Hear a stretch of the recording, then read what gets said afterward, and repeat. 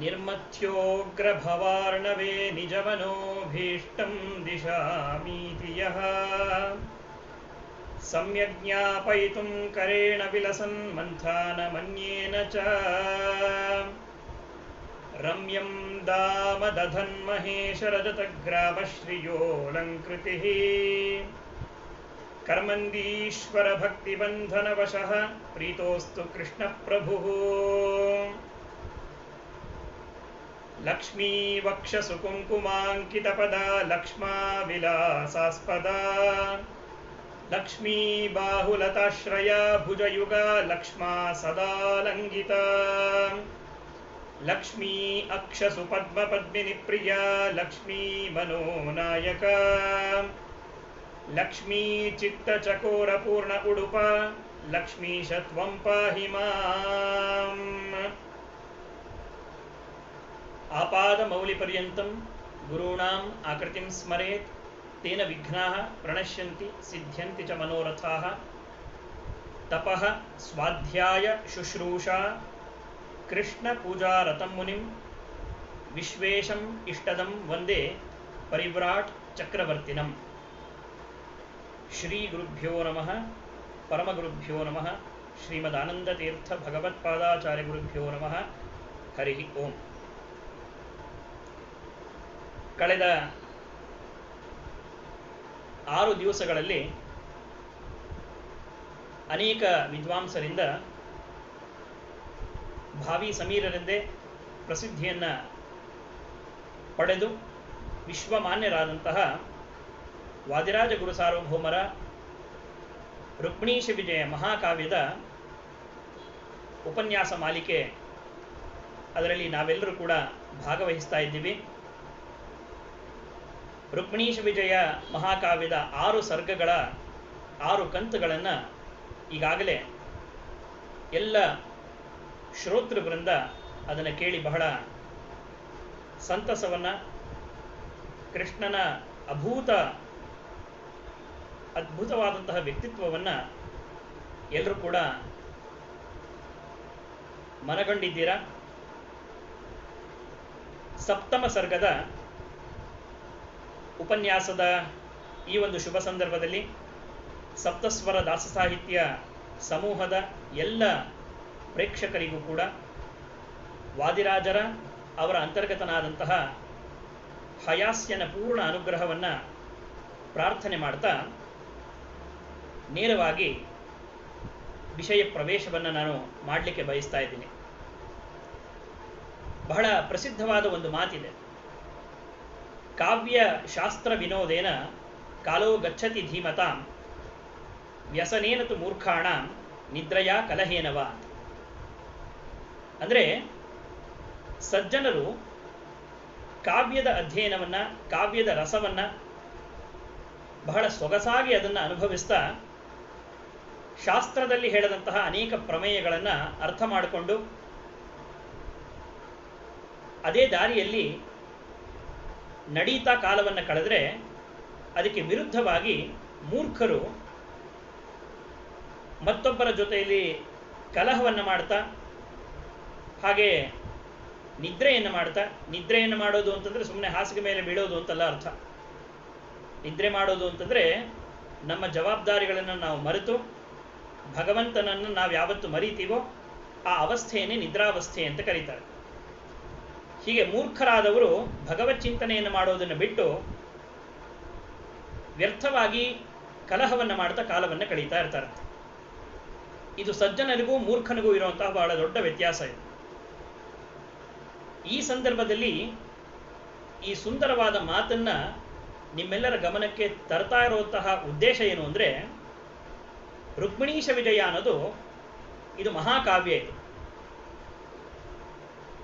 ಸಾಮಾನ್ಯವಾಗಿ ಕವಿತೆಗಳಲ್ಲಿ ಆಸಕ್ತಿಯನ್ನು ಹೊಂದಿರುವಂಥವರು ಕೇವಲ ಕಾವ್ಯ ಭಾಗವನ್ನು ಅಲಂಕಾರದ ದೃಷ್ಟಿಯಿಂದ ಅಥವಾ ಶಬ್ದದ ವೈಭವದಿಂದ ಅಥವಾ ಅಲ್ಲಿ ಬಳಸಿರುವಂತಹ ಅರ್ಥಾಲಂಕಾರಗಳಿಂದ ಕಾವ್ಯದ ಸೌಂದರ್ಯವನ್ನು ಆಸ್ವಾದಿಸ್ತಾರೆ.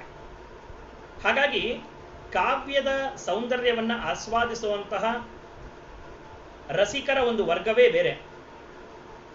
ಇನ್ನು ಶಾಸ್ತ್ರ ಪ್ರಪಂಚದಲ್ಲಿ ಯಾರಿಗೆ ಪ್ರವೇಶ ಇದೆಯೋ ಅಂಥವರು ಹೆಚ್ಚು ಕಮ್ಮಿ ಕಾವ್ಯದಲ್ಲಿ ತಮ್ಮ ಆಸಕ್ತಿಯನ್ನು ಹೆಚ್ಚು ತೋರಿಸೋದಿಲ್ಲ. ಕೇವಲ ಶಾಸ್ತ್ರೀಯ ಪ್ರಮೇಯಗಳನ್ನು ಮಾತ್ರ ಅಧ್ಯಯನವನ್ನು ಮಾಡ್ತಾ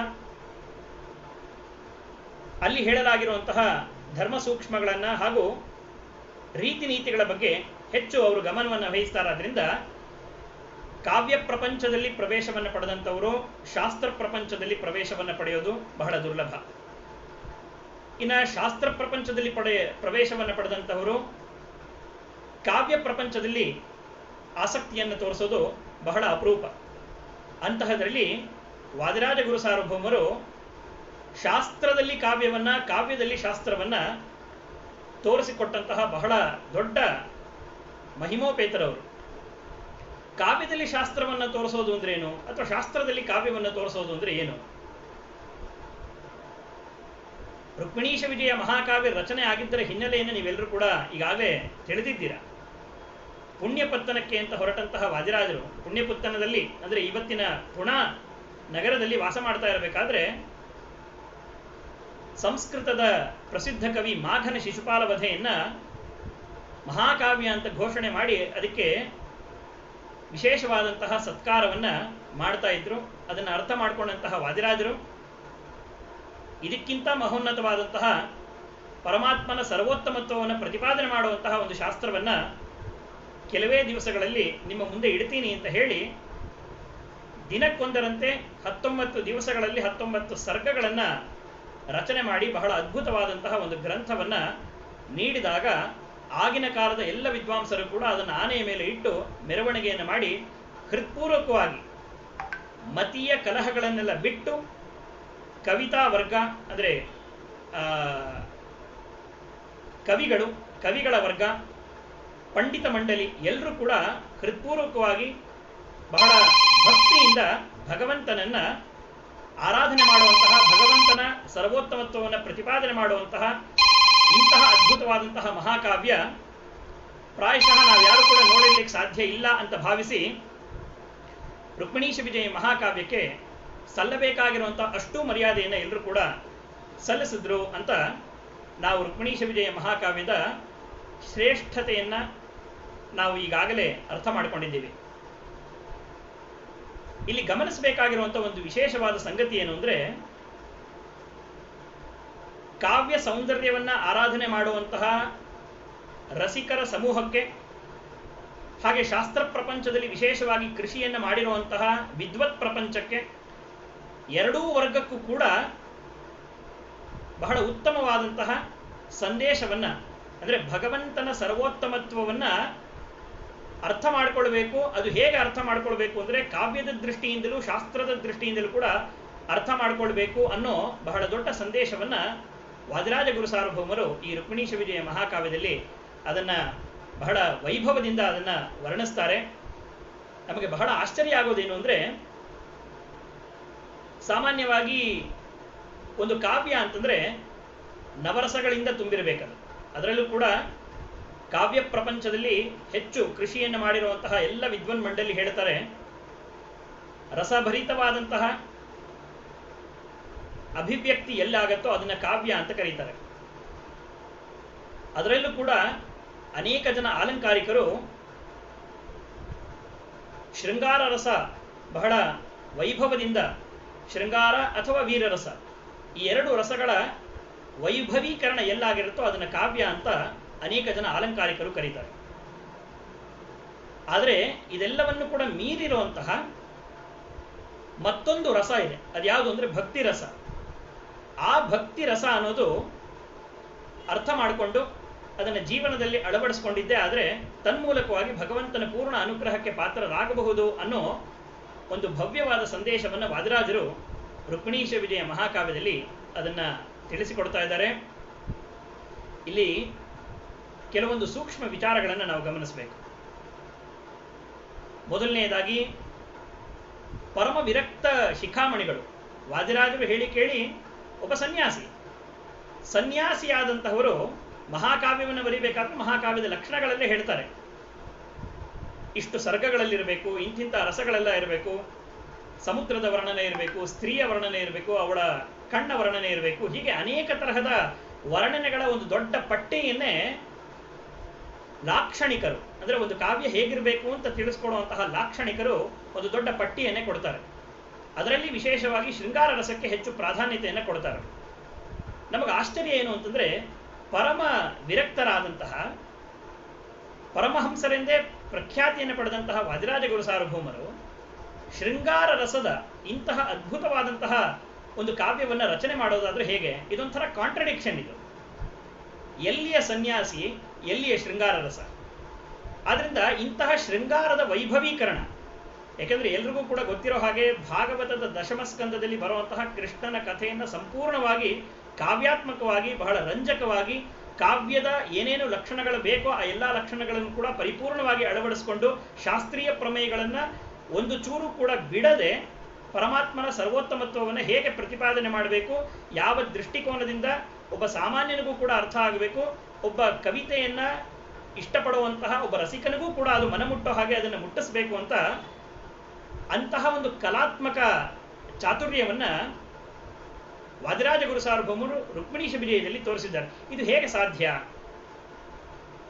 ವಿರಕ್ತನ ಬಾಯಲ್ಲಿ ಶೃಂಗಾರದ ವರ್ಣನೆ ಹೇಗೆ ಅಂದ್ರೆ, ಈ ಶೃಂಗಾರ ಅನ್ನೋ ರಸಕ್ಕೆ ಎಲ್ಲಿ ಶೃಂಗಾರ ರಸ ಇರುತ್ತೋ ಅಲ್ಲಿ ಕಾಮನ ವಿಶೇಷವಾದಂತಹ, ಅಂದ್ರೆ ಮನ್ಮಥನ ವಿಶೇಷವಾದಂತಹ ಉಪಸ್ಥಿತಿ ಅನ್ನೋದು ಇರುತ್ತೆ.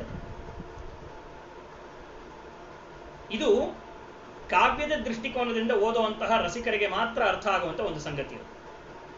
ಅವ್ರಿಗೇನು ಬೇಕು? ಶಬ್ದಾಲಂಕಾರ, ಅರ್ಥಾಲಂಕಾರದ ವೈಭವ ಚೆನ್ನಾಗಿತ್ತು ಅಂದ್ರೆ, ಅದರ ಆಡಂಬರ ಚೆನ್ನಾಗಿತ್ತು ಅಂದ್ರೆ ಈ ಕಾವ್ಯ ಬಹಳ ಅದ್ಭುತವಾಗಿದೆ, ಅಲಂಕಾರ ಭೂಯಿಷ್ಠವಾಗಿದೆ, ಹಾಗೆ ಹೀಗೆ ಅಂತ ಎಲ್ಲ ಹೇಳಿ ಆ ಕಾವ್ಯ ಬಹಳ ಉತ್ತಮವಾದಂಥ ಕಾವ್ಯ ಅಂತ ಅದನ್ನು ಬಹಳ ಚೆನ್ನಾಗಿ ಅದನ್ನ ರಸಿಕರು ಅದನ್ನು ಅನುಭವಿಸ್ತಾರೆ.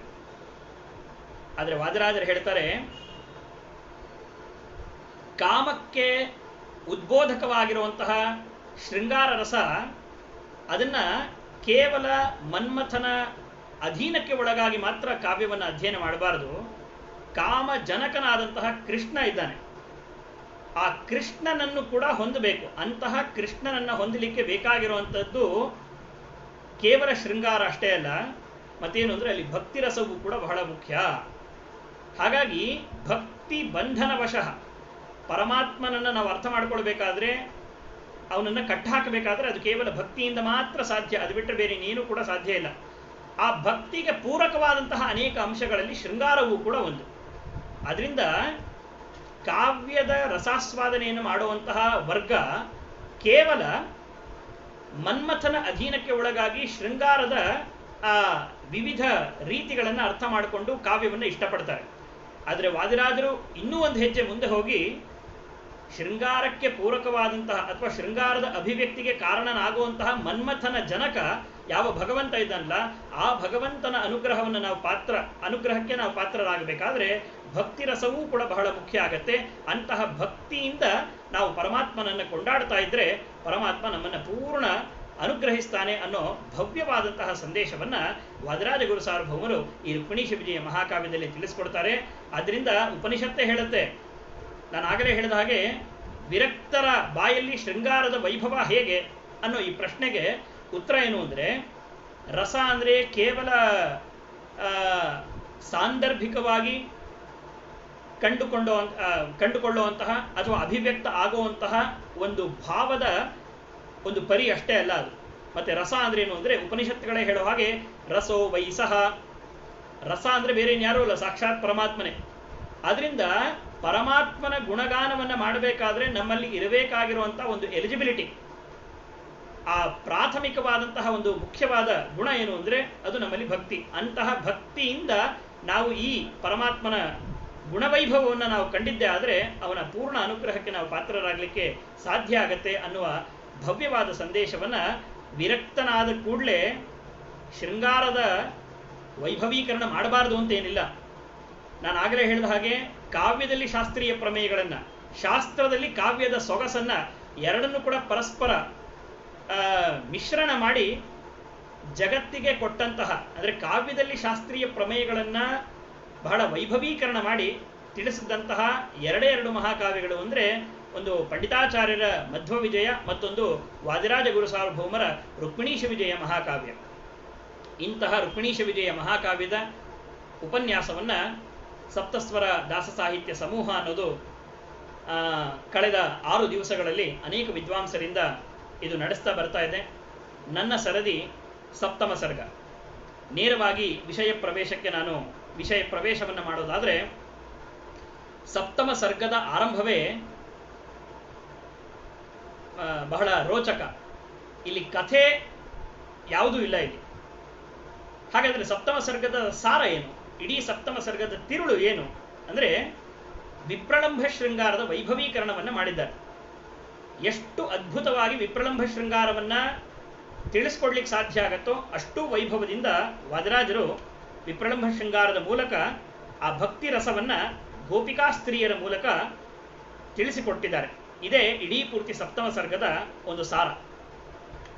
ನಾನು ಆಗಲೇ ಹೇಳಿದ ಹಾಗೆ ಶೃಂಗಾರ ರಸದಲ್ಲಿ 2 ಥರ, ಒಂದು ಸಂಭೋಗ ಶೃಂಗಾರ, ಮತ್ತೊಂದು ವಿಪ್ರಲಂಭ ಶೃಂಗಾರ ಅಂತ. ಸಂಭೋಗ ಶೃಂಗಾರದ ವಿವರಣೆ ನಮಗೆ ಬೇಡ. ವಿಪ್ರಲಂಭ ಶೃಂಗಾರ ಅಂದರೆ ಏನು? ವಿಪ್ರಲಂಭ ಶೃಂಗಾರದಲ್ಲಿ ಅದರಲ್ಲಿ 5 ತರಹ ಇದೆ. ಲಾಕ್ಷಣಿಕರೇ, ಕಾವ್ಯಶಾಸ್ತ್ರದ ಲಾಕ್ಷಣಿಕರೇ ಹೇಳ್ತಾರೆ, ವಿಪ್ರಲಂಭ ಶೃಂಗಾರ ಅಂದರೆ ಅದರಲ್ಲಿ ಏನಿರಬೇಕು ಅಂದರೆ ಅಭಿಲಾಷೆ ಇರಬೇಕು. ವಿಪ್ರಲಂಭ ಅಂದರೆ ಬೇರೆ ಇನ್ನೇನೂ ಅಲ್ಲ, ಲವ್ ಇನ್ ಸಪರೇಷನ್ ಅಂತ ಅದನ್ನು ಆಂಗ್ಲ ಭಾಷೆಯಲ್ಲಿ ಕರೀತಾರೆ. ಅದನ್ನು ಅಂದರೆ ವಿಯೋಗದಲ್ಲಿ ಪ್ರೇಮ. ಗೋಪಿಕಾ ಸ್ತ್ರೀಯರು ಕೃಷ್ಣನನ್ನು ಬಹಳ ಹಚ್ಕೊಟ್ಬಿಟ್ಟಿದ್ರು. ನೀನು ಇಲ್ಲದೆ ನಮಗೆ ಇರ್ಲಿಕ್ಕೆ ಸಾಧ್ಯವೇ ಇಲ್ಲ ಅಂತ ಹಪಹಪಿಸ್ತಾ ಇದ್ರು. ಕೃಷ್ಣ ಯೋಚನೆ ಮಾಡ್ದ, ಹಾಗಾದರೆ ಇವರಿಗೆ ನನ್ನ ಇರುವಿಕೆ ಹಾಗೂ ನನ್ನ ಇಲ್ಲದಿರುವಿಕೆ ಇದೆರಡರ ರುಚಿಯನ್ನು ಕೂಡ ಇವ್ರಿಗೆ ನಾನು ತೋರಿಸ್ಬೇಕು. ಅದಕ್ಕೋಸ್ಕರ 6ನೇ ಸರ್ಗದಲ್ಲಿ ನಿನ್ನೆ ದಿವಸ ಉಪನ್ಯಾಸದಲ್ಲಿ ನೀವು ಕೇಳಿದ್ದೀರಾ, ಎಲ್ಲ ಗೋಪಿಕಾ ಸ್ತ್ರೀಯರು ಕೃಷ್ಣನ ವೇಣುಗಾನಕ್ಕೆ ಓಡೋಡಿ ಬಂದ್ರತ್ತೆ. ಕೃಷ್ಣ ಅಲ್ಲಿ ಕೇಳಿದ, ಯಾಕೆ ಬಂದ್ರಿ ಅಂತ. ಅದಕ್ಕೆ ಗೋಪಿಕಾ ಸ್ತ್ರೀಯರು ಹೇಳಿದ್ರು, ನಮ್ಗೆ ಯಾರೂ ಬೇಡ, ತ್ವಮೇವ ಮಾತಾ ಚ ಪಿತಾ ತ್ವಮೇವ ತ್ವಮೇವ ಬಂಧುಶ್ಚ ಸಖಾ ತ್ವಮೇವ. ನೀನೇ ನನಗೆ ತಂದೆ, ನೀನೇ ನನಗೆ ಬಂಧು, ನೀನೇ ನನಗೆ ಎಲ್ಲ. ಆದ್ರಿಂದ ನಿನ್ನನ್ನು ಬಿಟ್ಟರೆ ನನಗಿನ್ಯಾರೂ ಬೇಕಾಗಿಲ್ಲ. ಆದ್ರಿಂದ ನಿನ್ನ ಕೊಳಲಿನ ನಾದಕ್ಕೆ ನಾವೆಲ್ಲರೂ ಕೂಡ ಓಡೋಡಿ ಬಂದಿದ್ದೀವಿ ಅಂತ ಹೇಳಿ ಎಲ್ಲರೂ ಕೂಡ ಓಡ್ ಬಂದರು. ಕೊನೆಗೆ ಕೃಷ್ಣ ಹೇಳ್ತಾನಂತೆ, ಇವ್ರು ಏನು ಹೇಳಿದ್ರು ಕೂಡ ಇಲ್ಲಿಂದ ಹೋಗೋರಲ್ಲ, ಆಯಿತು ಇವ್ರನ್ನ ನಾನು ಸ್ವೀಕಾರ ಮಾಡ್ತೀನಿ ಅಂತ ಹೇಳಿ ಒಂದಷ್ಟು ಘಳಿಗೆಗಳ ಕಾಲ ಗೋಪಿಕಾ ಸ್ತ್ರೀಯರು ತನ್ನನ್ನು ಹುಡುಕಿಕೊಂಡು ಬಂದಿರುವಂಥ ಗೋಪಿಕಾ ಸ್ತ್ರೀಯರನ್ನ ಅವರ ಜೊತೆಯಲ್ಲಿ ರಾಸಕ್ರೀಡೆಯನ್ನು ಆಡ್ತಾನಂತೆ. ಅಂದರೆ ವಿಹಾರವನ್ನು ಮಾಡ್ಲಿಕ್ಕೆ ಹೊರಟ. ವಿಹಾರ ಮಾಡಲಿಕ್ಕೆ ಪ್ರಾರಂಭ ಮಾಡಿದ್ದೇ ತಡ ಗೋಪಿಕಾ ಸ್ತ್ರೀಯರು ಏನು ಅನ್ಕೊಂಡ್ಬಿಟ್ರು, ಓ ನನ್ನ ಸೌಂದರ್ಯಕ್ಕೆ ಮಾರು ಹೋಗಿ ಕೃಷ್ಣ ನಮ್ಮ ಜೊತೆಯಲ್ಲಿ ವಿಹಾರವನ್ನು ಮಾಡ್ತೀಯಾನೆ ಅಂತ ಭಾವಿಸ್ಲಿಕ್ಕೆ ಶುರು ಮಾಡಿದ್ರು. ಒಬ್ಬೊಬ್ಬ ಗೋಪಿಕಾ ಸ್ತ್ರೀಯರು ಕೂಡ ಒಂದೊಂದು ರೀತಿಯಲ್ಲಿ ಯೋಚನೆ ಮಾಡ್ಲಿಕ್ಕೆ ಪ್ರಾರಂಭ ಮಾಡಿದ್ರು. ನನ್ನ ಸೌಂದರ್ಯಕ್ಕೆ ಮಾರು ಹೋಗಿ ಕೃಷ್ಣ ಬಂದ, ನನ್ನ ಕಣ್ಣುಗಳನ್ನು ನೋಡಿ ಕೃಷ್ಣ ಓಡಿ ಬಂದ. ಹೀಗೆ ಒಬ್ಬೊಬ್ಬರು ಒಂದೊಂದು ತಮ್ಮದೇ ಆದಂತಹ ಪರ್ಸೆಪ್ಷನ್ಸ್ಗಳು, ಇಮ್ಯಾಜಿನೇಷನ್ಸ್ಗಳು, ಕಲ್ಪನೆಗಳಲ್ಲಿ ತೇಲಾಡ್ತಾ ಎಲ್ಲರೂ ಕೂಡ ಏನು ಮಾಡಿದ್ರು, ಕೃಷ್ಣ ನನ್ನವನಾದ ಅಂತ ಅಂದ್ಕೊಂಡ್ರು. ಹಾಗ ಅಂದ್ಕೊಳ್ತಾ ಎಲ್ಲರೂ ಕೂಡ ಸುಖವನ್ನ, ಕಲ್ಪನಾ ಲೋಕದಲ್ಲಿ ವಿಹಾರವನ್ನು ಮಾಡ್ತಾ ಇರೋ ಸಂದರ್ಭವನ್ನು ನೋಡಿಕೊಂಡು ಕೃಷ್ಣ ಪರಮಾತ್ಮ ಆ ಕೂಡಲೇ ಅದೃಶ್ಯನಾಗಿ ಹೋಗ್ತಾನೆ. ಇದು ವಾದಿರಾಜರು ತಿಳಿಸ್ಕೊಡುವಂತಹ ಬಹಳ ದೊಡ್ಡ ಸತ್ಯ. 6ನೇ ಸರ್ಗದಲ್ಲಿ ವಾದಿರಾಜರು ಹೇಳ್ತಾರೆ, ಪರಮಾತ್ಮನನ್ನು ಒಲಿಸಿಕೊಳ್ಳೋದು ಬಹಳ ಸುಲಭ, ಒಲಿಸಿಕೊಂಡ ಮೇಲೆ ಪರಮಾತ್ಮನನ್ನು ಗಳಿಸಿಕೊಳ್ಳೋದಿದೆಯಲ್ಲ ಅದು ಇನ್ನೂ ಕಷ್ಟ. ಪರಮಾತ್ಮನನ್ನು ಒಲಿಸಿಕೊಳ್ಳಲಿಕ್ಕೆ ನಾವು ಬಳಸಬೇಕಾಗಿರುವಂಥ ಅಸ್ತ್ರ ಯಾವುದು ಅಂದರೆ ಅದು ಕೇವಲ ಭಕ್ತಿ. ಭಾಗವತದಲ್ಲಿ ನಾವು ನೋಡ್ತೀವಿ, ಕೃಷ್ಣ ಬೆಣ್ಣೆಯನ್ನು ಕದ್ದು ಓಡೋಡು ಹೋಗ್ತಾ ಇದ್ದ. ಯಶೋದೆ ಮೀಟರ್ ಗಟ್ಟಲೆ ಹಗ್ಗವನ್ನು ತಗೊಂಡು ಬಂದು ಕೃಷ್ಣನನ್ನು ಕಟ್ಟಾಕ್ತಾಳೆ. ಎಷ್ಟು ಸರ್ತಿ ಕಟ್ಟಾಕಿದ್ರು ಕೂಡ ಈ ಕೃಷ್ಣ ತಪ್ಪಿಸ್ಕೊಂಡು ಓಡ್ ಹೋಗ್ತಾ ಇದ್ದ. ಬೆಳಗ್ಗಿನಿಂದ ಸಂಜೆಯ ತನಕ ಆಟ ಆಡಿಸಿಯಾನಂತೆ ಯಶೋದೆನ. ಕೊನೆಗೆ ಸುಸ್ತಾದ್ಲು ಯಶೋದೆ. ಇನ್ನೊಮ್ಮೆ ಕಟ್ಟಾಕ್ಲಿಕ್ಕೆ ಅಂತ ಹೋದಾಗ, ಅಯ್ಯೋ ಕೃಷ್ಣ ಸಾಕಪ್ಪ ನಿನ್ನ ಸಾವಾಸ, ಎಷ್ಟು ಆಟ ಆಡಿಸ್ತೀಯೋ ನೀನು, ಈ ನಿನ್ನ ತಾಯಿನ ಅಂತ ಹೇಳಿ 2 ಕೈಗಳನ್ನು ಜೋಡಿಸಿದ್ಲಂತೆ. ಜೋಡಿಸ್ತಾ ಇದ್ದ ಕ್ಷಣದಲ್ಲಿ ಕೃಷ್ಣ ಅರೆಸ್ಟ್ ಆದ. ಯಶೋದೆಗೆ ಇದನ್ನು ನೋಡಿ ಆಶ್ಚರ್ಯ ಆಯಿತು. ಅಲ್ವೋ, ಬೆಳಗ್ಗಿನಿಂದ ಸಂಜೆಯ ತನಕ ಎಷ್ಟೋ ಹಗ್ಗಗಳನ್ನು ನಾನು ನಿನಗೆ ಕಟ್ಟಾಕದೆ, ಎಲ್ಲ ಹಗ್ಗಗಳನ್ನು ಕೂಡ ನೀನು ಬೀಳಿಸ್ಕೊಂಡು ಹೋಗ್ತಾ ಇದ್ದಿ. ಈಗ ನೋಡಿದ್ರೆ ಇದ್ದಕ್ಕಿದ್ದ ಹಾಗೆ ನೀನೇ ಬಂಧಿಸ್ಕೊಂಡಿಲ್ಲ, ಇದು ಏನಿದ್ರ ರಹಸ್ಯ ಅಂತ ಹೇಳಿದಾಗ ಅದಕ್ಕೆ ಕೃಷ್ಣ ಹೇಳ್ತಾನಂತೆ, ಈ ನಮಸ್ಕಾರವನ್ನು ನೀನು ಬೆಳಿಗ್ಗೆನೇ ಮಾಡಿದ್ದಿದ್ರೆ ಆಗಲೇ ನಾನು ನಿನ್ನ ವಶಕ್ಕೆ ನಾನು ಸಿಕ್ಕ ಹಾಕೊಂಡ್ಬಿಡ್ತಾ ಇದ್ದೆ. ಅದನ್ನು ಬಿಟ್ಟು ಯಾವುದೋ ಕೃತ್ರಿಮವಾದಂತಹ ಸಾಮಾನ್ಯ ಮನುಷ್ಯರು ತಮ್ಮ ಮಕ್ಕಳು ಗಲಾಟೆ ಮಾಡಿತು ಅಂತಂದ್ರೆ ಅಂತಹ ಗಲಾಟೆಯನ್ನ ತಪ್ಪಿಸ್ಲಿಕ್ಕೋಸ್ಕರ ಏನು ಪ್ರಾಕೃತಿಕವಾದ ಶಿಕ್ಷೆಗಳನ್ನು ಕೊಡ್ತಾರೋ ಅಂತಹ ಶಿಕ್ಷೆಯನ್ನು ಕೊಡೋದಕ್ಕೆ ನನ್ನ ಮೇಲೆ ನೀನು ಪ್ರಯೋಗವನ್ನು ಮಾಡಿದೆ. ಅದ್ಯಾವ ಪ್ರಾಕೃತಿಕ ಶಿಕ್ಷೆಗಳಿಗೂ ಕೂಡ ನಾನು ಒಳಗಾದವನು ಅಲ್ಲ. ಆದ್ರಿಂದ ನನ್ನನ್ನ ನೀನು ಕಟ್ಟಾಕಬೇಕಾದ್ರೆ ಭಕ್ತಿಯಿಂದ ಮಾತ್ರ ಕಟ್ಟಾಕ್ಲಿಕ್ಕೆ ಸಾಧ್ಯ. ಇಂಥ ಭವ್ಯವಾದ ಸಂದೇಶವನ್ನು ನಾವೇನು ಭಾಗವತದಲ್ಲಿ ನಾವು ನೋಡ್ತೀವೋ ಅದೇ ಸಂದೇಶವನ್ನು ರುಕ್ಮಿಣೀಶ ವಿಜಯದಲ್ಲಿ ಯಥಾವತ್ತಾಗಿ ರಾಜರು ಅದನ್ನು ಬಹಳ ವೈಭವದಿಂದ 6ನೇ ಸರ್ಗದಲ್ಲಿ ಹೇಳ್ತಾರೆ. ಎಲ್ಲ ಗೋಪಿಕಾಸ್ತ್ರೀಯರು ಅನ್ಕೊಂಡ್ರು ಮುಗಿದೋಯ್ತು, ನಮ್ಮ ಸೌಂದರ್ಯಕ್ಕೆ ಮಾರು ಹೋಗಿ ಕೃಷ್ಣ ನಮ್ಮ ಹತ್ರ ಬಂದುಬಿಟ್ಟಿದ್ದಾನೆ ಅಂತ. ಹಾಗೆ ಅಂದುಕೊಳ್ತಾ ಇರಬೇಕಾದ್ರೆ ಕೃಷ್ಣ ಅದೃಶ್ಯನಾಗಿ ಹೋದ. ಅದೃಶ್ಯನಾಗಿ ಹೋದ ಕ್ಷಣದಿಂದ ಎಲ್ಲರೂ ಕೂಡ ಕೃಷ್ಣನನ್ನು ಹುಡುಕ್ಲಿಕ್ಕೆ ಪ್ರಾರಂಭ ಮಾಡ್ತಾರೆ. ಎಲ್ಲಿ ಹೋದಿ ಎಲ್ಲಿ ಹೋದಿ ಎಲ್ಲಿ ಹೋದಿ ಅಂತ. ಇಡೀ ಸಪ್ತಮ ಸರ್ಗದಲ್ಲಿ ಗೋಪಿಕಾಸ್ತ್ರೀಯರು ಕೃಷ್ಣನನ್ನ ಎಲ್ಲೆಲ್ಲಿ ಹುಡುಕಿದ್ರು, ಅರ್ಥಾತ್ ಕೃಷ್ಣನ ಹುಡುಕಾಟಕ್ಕೆ ಬೇಕಾಗಿರುವಂತಹ ಜಾಗಗಳು ಯಾವ್ಯಾವುದು, ಇದೆಲ್ಲದರ ವರ್ಣನೆಯನ್ನ ಸಪ್ತಮ ಸರ್ಗದಲ್ಲಿ ವಾದಿರಾಜರು ಬಹಳ ವೈಭವದಿಂದ ಬಹಳ ಹೃದಯವಾಗಿ ಅದನ್ನು ವರ್ಣಿಸ್ತಾರೆ.